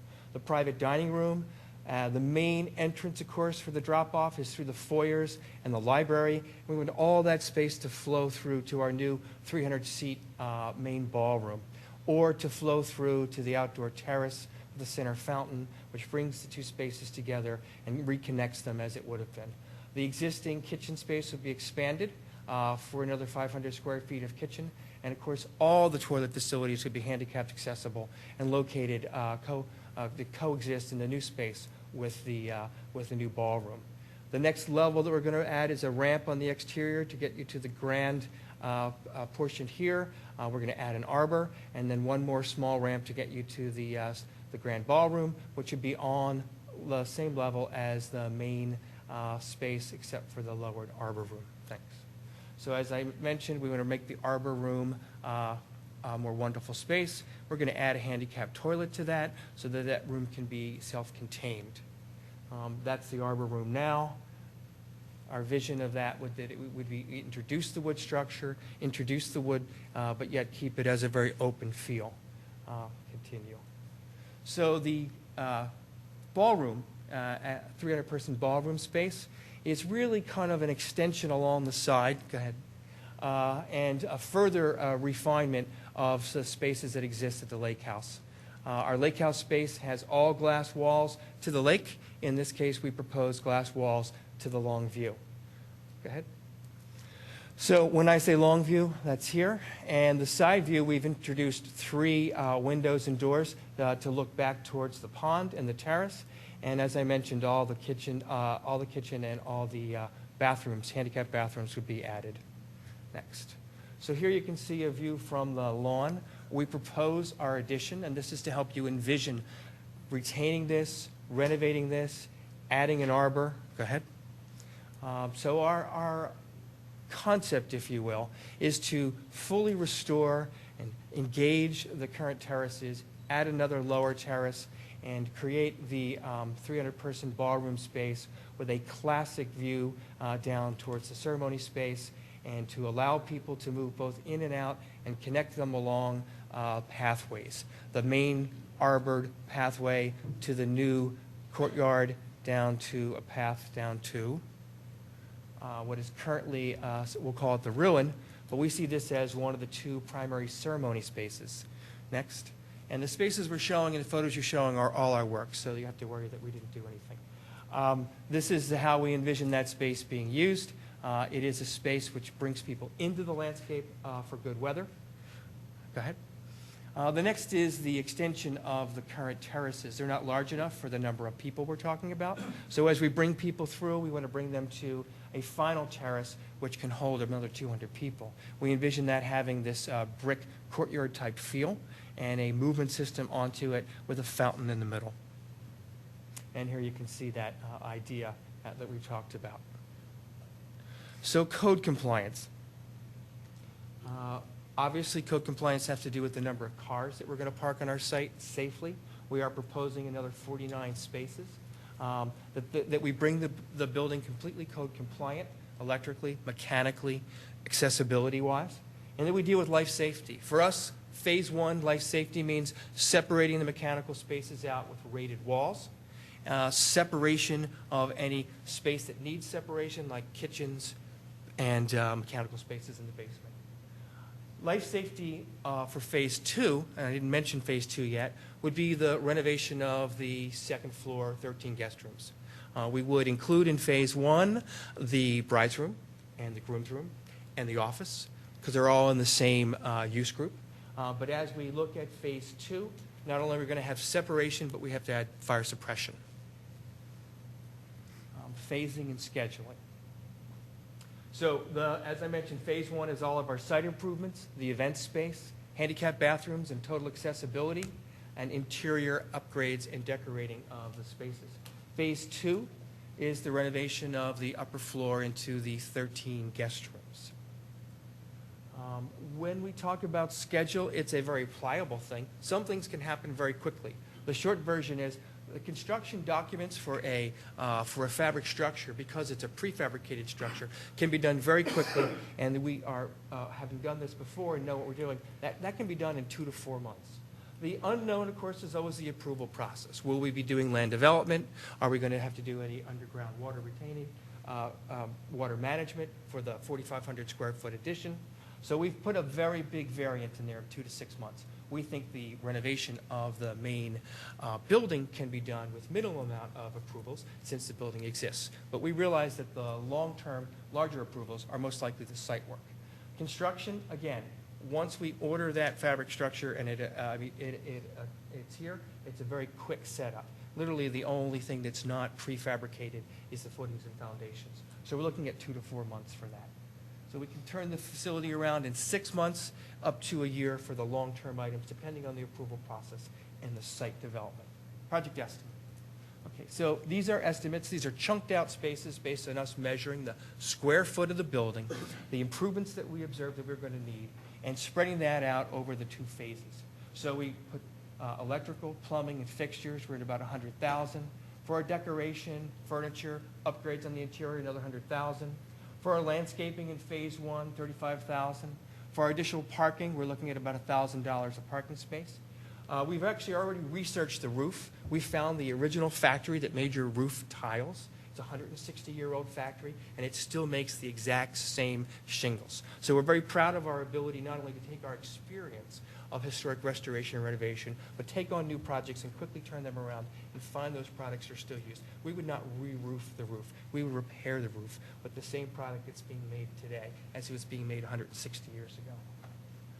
Miscellaneous construction is all the things that falls through the cracks and things that we haven't quite figured out yet, but we know they're there. So we're going to hold a good amount of $75,000. The ballroom structure, we know exactly what a ballroom structure takes. We've done this before. So we have a $500,000 plus in there, and then the plumbing and the electrical and the upgrades for the ballroom component are in there. And I don't want to run out of time, so I'm going to move quickly. Phase two is our guest room improvements. There's about $1 million in this, there's $500,000 in this number right up front between going to every room and making sure the plumbing is working, the electrical is up to code. We have to add a fire stair, and we have to add fire separation, which means we're probably coming in and adding layers of sheetrock over existing walls, fire-rated doors, and making sure that our egress, our exits are well hidden and not compromising the existing building. We are also going to be bringing in, obviously, the water line. The water line has been in both. It's been in the phase one and in phase two. We know in phase one we have some repair work and some water to bring in. And we know in phase two, when we're looking at suppression, we have to have at least a 4 to 5 inch line coming in. So we're not sure if it's all in phase one or it's some in one and some in two. So we want to just be sure that we hit all those items and we've checked those off, and that we've given you a little bit of what we think our image is to preserve the historic integrity of the original mansion, to set next to it and to create a courtyard, a classic building with phenomenal spaces, and to utilize the site and to utilize the lower portions of the site and take some of the ruins and turn them into destinations. You want to do the next one?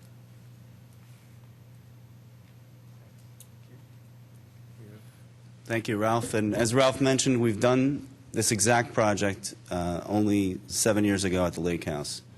We know what we're doing. We can do it quickly. So here is a slide that was actually a leftover from our first presentation. It's just a representation of the new building. There were some better pictures earlier. But I do want to mention that the space is soundproofed. At the Lake House, we have neighbors within 80 yards of our property. And we have 60 events a year, and we have no complaints because the ballroom itself is completely soundproofed. Solarium versus a temporary tent. Again, loud music. Year-round use because it's heated, it's air-conditioned. Corporate and township use. And our investment equals our commitment. The ballroom will have additional bathrooms, ADA bathrooms, furnishings, lighting, and artwork throughout the property in conjunction with the Wayne Art Center. Township and community use. This was something that the township asked us to address, so we have. We're proposing the township can use the space 10 times per year at no charge. Township residents can use the space during the week 10 times per use, just for a nominal fee to have someone on site to supervise. Township nonprofits can also use the space at a nominal fee. Weekend off-peak uses, January through March, we have the township 3 uses per year at no charge, residents 3 uses per year at, again, a nominal fee, and township nonprofits 3 uses per year at a nominal fee. The Wayne Art Center, our proposed partner for the space, they offer educational courses, so we bring art back to the Willows in the form of courses, artist in residence programs. There would be additional gallery space that if they'd like to display things, we hope they would. Conferences and symposiums, a sculpture garden, perhaps, as part of our landscape, and arts festivals. I mean, the space would lend itself beautifully to an art festival. Farm to table, as I mentioned, is one of Jeff's dreams. We do it at the Lake House on a very small scale. We have a very small piece of property, and he goes out with his scissors and he trims his herbs before each party. But he'd like to expand that concept here and grow a variety of vegetables and herbs. He'd like to hire a full-time professional gardener to manage the space.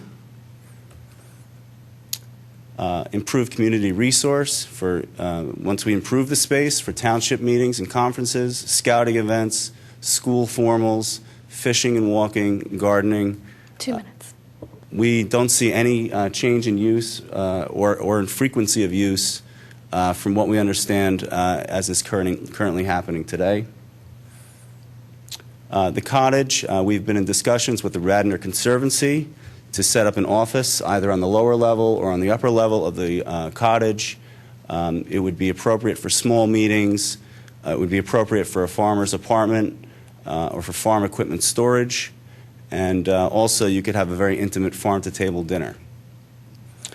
Here's the meat. Township revenue.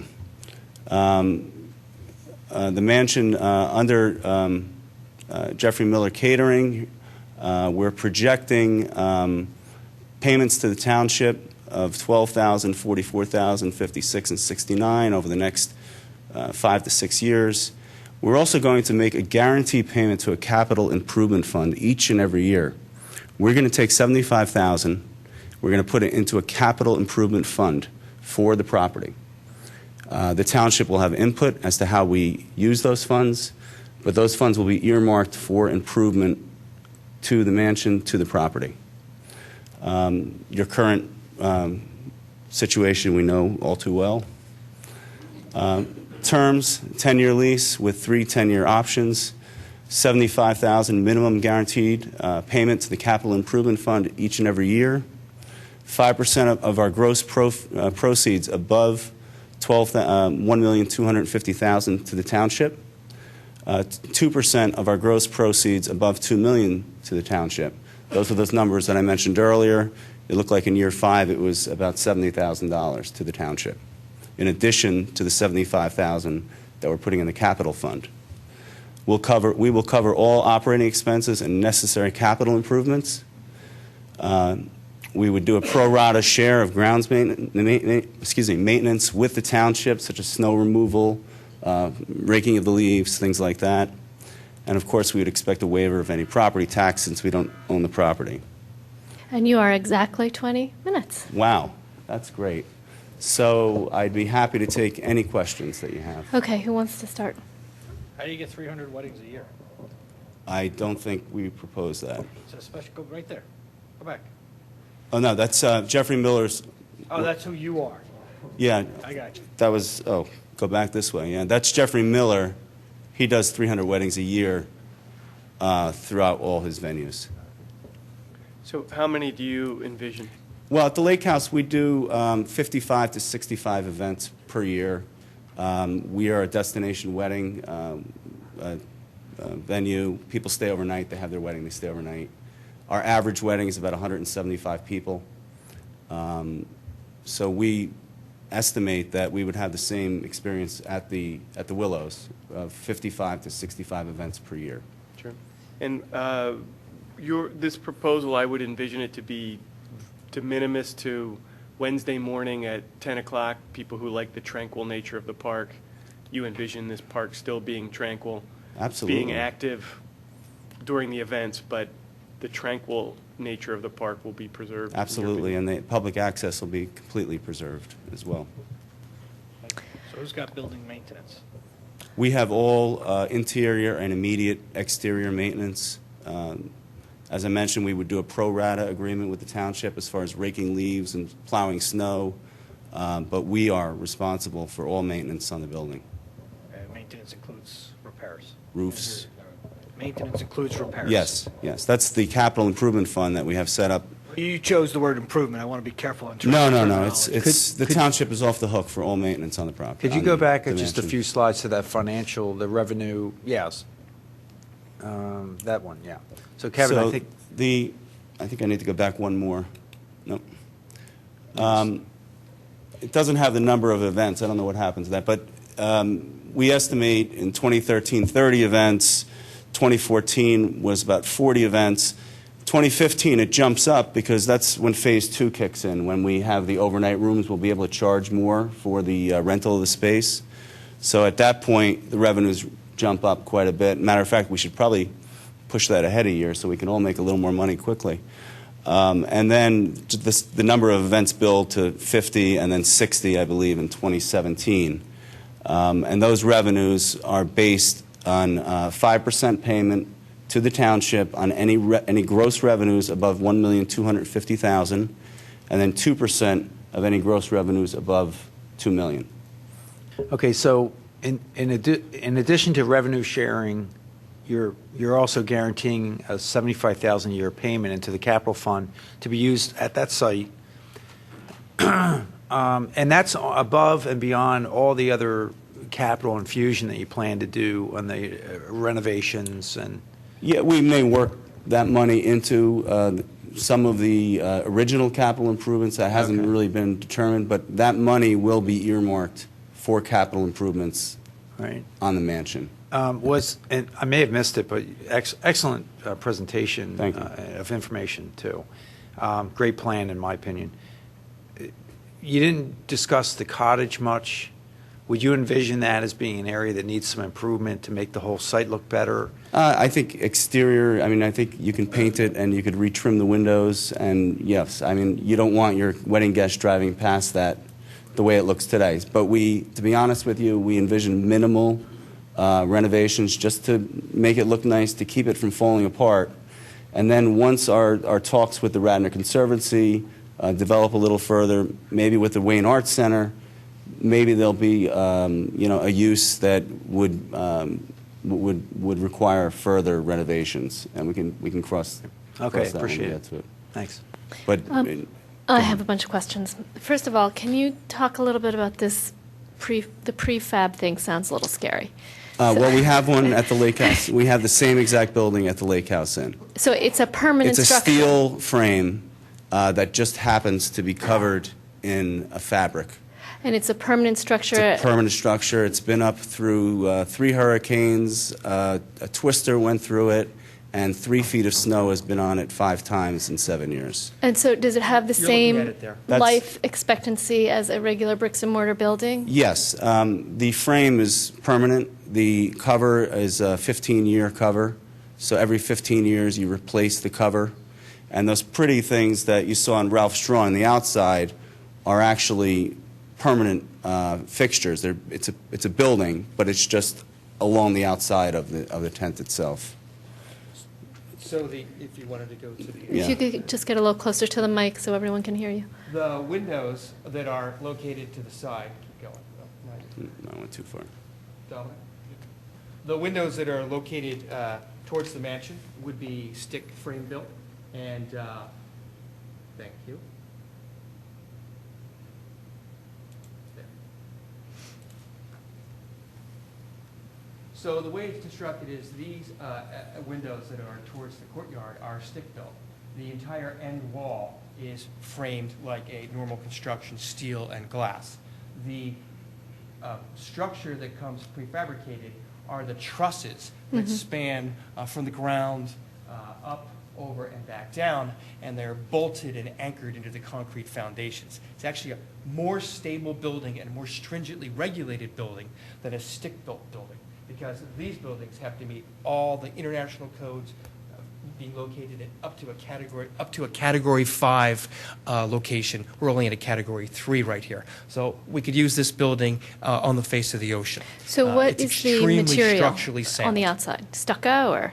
On these pieces, pieces that we're going to build, that would be a stucco or another material that we would find To match the exterior of the mansion itself. find compatible with that.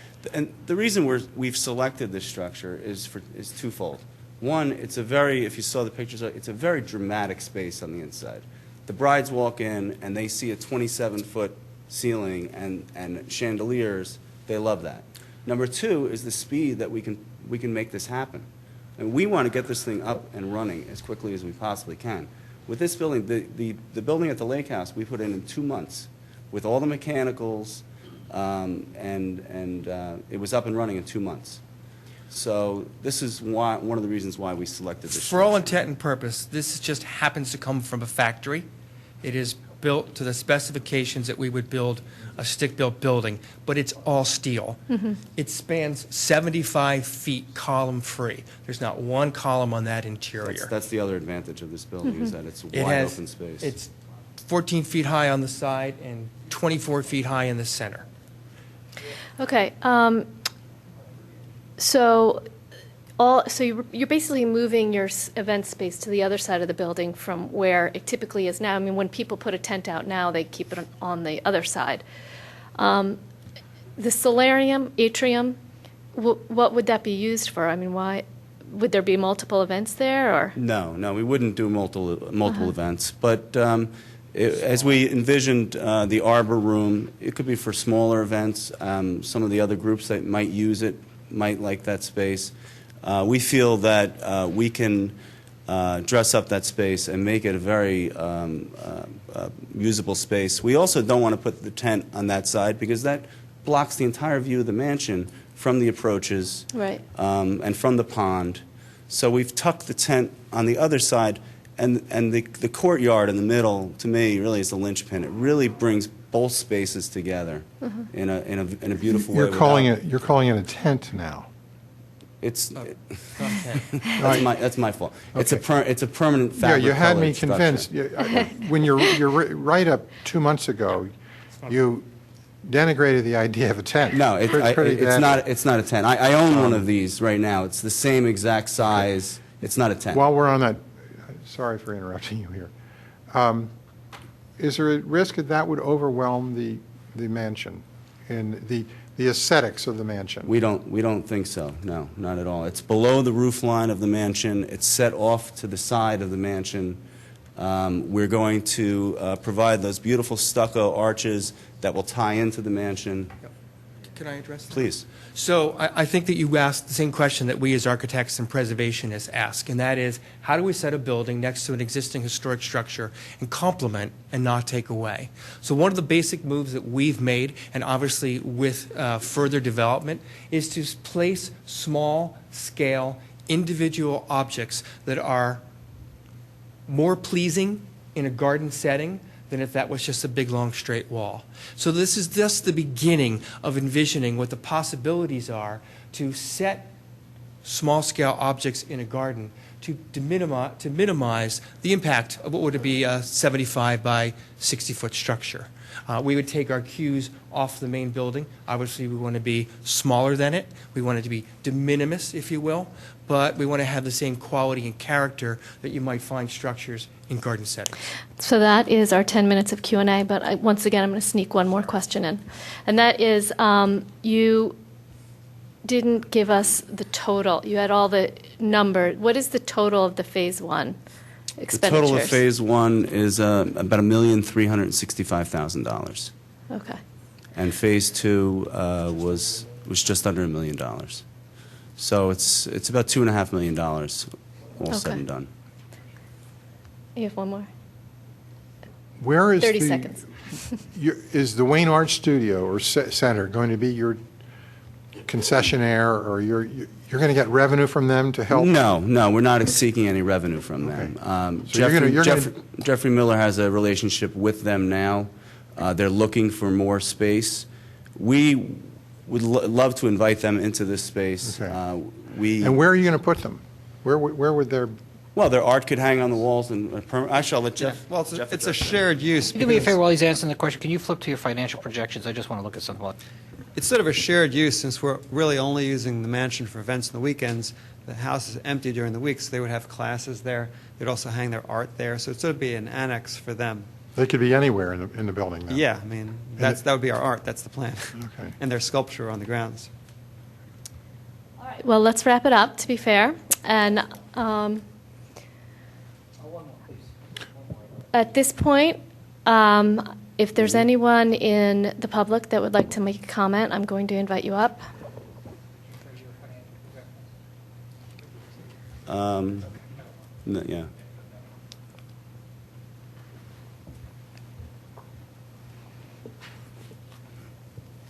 And thank you for coming in and Oh, presenting. thank you for having It us. was Thank you. Nice to see you Thank you. again. Everyone get home safe. Thanks.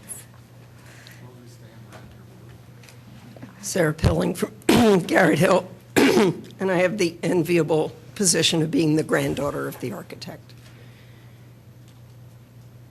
I would not want to say anything negative about any of the proposals, but as far as maintaining the historic integrity of the building and the beautiful view shed, I have to say, architecturally, I much prefer Jeffrey Miller's concept to the first group, which would put a facade right across the facade and change the entire character of the building as you entered the property or saw it from the pond. So that's my comment. I am very impressed with the fact that they found the factory who made the original tiles for the roofs, so that there actually is some taking it back to its historic original, which was built in 1910. Thank you, Sarah. Is there any other public comment? Okay, so at this point, Rich Booker. One question regarding the business privilege and mercantile tax. I didn't hear that addressed. Is this going to be an exempt use, or is this going to be subject to Radnor Township 3 mills? a good question. So over the next, I think at this point, we're not going to make any decisions tonight. All of this information that we've been presented with will be posted on our website for the public to see and to let percolate. This board will consider everything that we've heard tonight, and at a meeting, an upcoming meeting, probably the first or second meeting in April, we will have continued discussion and probably narrow down to 2, maybe 3, 2, 1, who knows where that will go. But we will publicly discuss and narrow down to the next stage, and that will either be April 8th or the next meeting after that. And if anybody in the public has comments or input that they'd like to give, you can send it to our staff, you can send it to your commissioners once you've seen these presentations on the website. All right, so I think we're done, and Can we will move. can we also thank the Parks and Rec Board and Tammy and staff for helping manage this process for the last, it seems like about a year now. But Right. thank you. Thank you Right. all for that. Well, I would like to thank the bidders or the proposal submitters. I think you all, it's obvious you've put in hours and hours on your presentations, and I've been in industry for 27 years, and I know when you do marketing and you do proposals, you really spend a lot of money doing it, and I thank you for that. I'm sure our whole board thanks you for that. Before we leave Parks and Rec, just wanted to thank Tammy and the staff. This weekend we had the extravaganza over at McCrone Park. My eyeball told me there were at least 200-300 people there. I don't know how many kids were there. Everybody seemed to have a great time. We had a Easter Bunny, and we had the Villanova Wildcat mascot there, fire trucks, some displays, games for the kids, the biggest inflatable sliding board I think I've ever seen, 2 stories high. And thanks again. I was really excited when I got there. That's all for Parks and Rec. Okay, next up we have Public Safety, which is usually Commissioner Spingler, but he is not here, so I will go ahead and take it. All we have is an ordinance up for adoption, so I will move for the adoption of Ordinance 2013-04, amending Chapter 130 of the Code, establishing a new stop intersection at Midland Avenue and St. David's Avenue. Do I have a second? Second? All right, do we have any commissioner? Thank you. Any commissioner comment on that? Do we have any staff comment on that? Any public comment on that? All those in favor say aye. Aye. Any opposed? Passes 6-0. Next, we move on to Finance and Audit with Commissioner Kevin Higgins. First item on the agenda is the disbursement and acceptance and approval of item 2013-3B for a total of $1,389,591.75, and these are all within the budget limits approved by the Board of Commissioners and have been approved by the Finance Department. Anything to add, Bill, or are we good? No, nothing to add. I make a motion to approve or accept. Any second? I'll second it. Oh, Jim? Any commissioner comment? Staff comment or public comment? All those in favor say aye. Aye. Any opposed? Passes 6-0. Next item on the agenda is the adoption of ordinance 2013-02, amending Chapter 260. I won't read the rest of it, but essentially this allows us to charge delinquent taxpayers for the legal fees and other fees associated with the collection, and we discussed this at the last meeting, right, Bill? Did I miss anything important? That's the summary. Thank you. I make a Yes. motion to approve. Second. Any commissioner comment? Any staff comment or public comment? All those in favor say aye. Aye. Passes 6-0. Next item on the agenda is 2013-03, which is essentially the same one as the one we just talked about, 2013-02, where 2013-02 applied to the Act 511 taxes. This one applies to the local service tax. So I make a motion to approve. Second. Any commissioner comment? Staff comment or public comment? All those in favor say aye. Aye. Any opposed? Passes 6-0. Okay, the next item on the agenda is a request from staff for a motion authorizing the township to solicit RFPs for the leasing of various public works vehicles as planned and the capital program for this year's budget. So I don't know if you want to add anything, Bill, or Steve, or just have us make a motion to approve. Yeah, I mean, at this point, all we're asking for the board is the permission to go out and get the pricing, and then we'll have to come back to the board at the time with a recommendation on how to proceed. Okay, I make a motion to authorize you to go forward. Second. Oh, Jim? Any commissioner comment? Staff comment? Public comment? All those in favor say aye. Any opposed? Passes 6-0. Next, we move on to Public Works and Engineering. Do you have anything? I have no Commissioner? report this evening. And Library, Commissioner Higgins? Anything from Library? I have no report on library either. And Public Health, Commissioner Nagel? The only thing to report was that the manager gave a nice summary of the DEER program to the Board of Health today, and also we got a sense of the board back regarding the change to the animal control ordinance that you had worked with them on. So we'll be moving forward with that in April, bring it back to the board. Okay. Okay, any old business? Any new business? Public comment? I have another one. Thanks very much, and I know we're all here late, so I appreciate it. And I like you, I really care about the people of Radnor Township, and certainly I care about the constituents and the amounts of money that we spend. So I'm always in favor of saving money when we can do that on township expenditures. However, we should always avoid even the appearance of improprieties. And I think that this township, we all are aware of that, and that we should make every effort to do that. As far as the folks at Biomed, I have no problem with those guys, and they're business people, and like Jim just alluded to, I've been a businessman for 26 years, and what they're doing I appreciate, and they're good business people, so I appreciate what they're doing.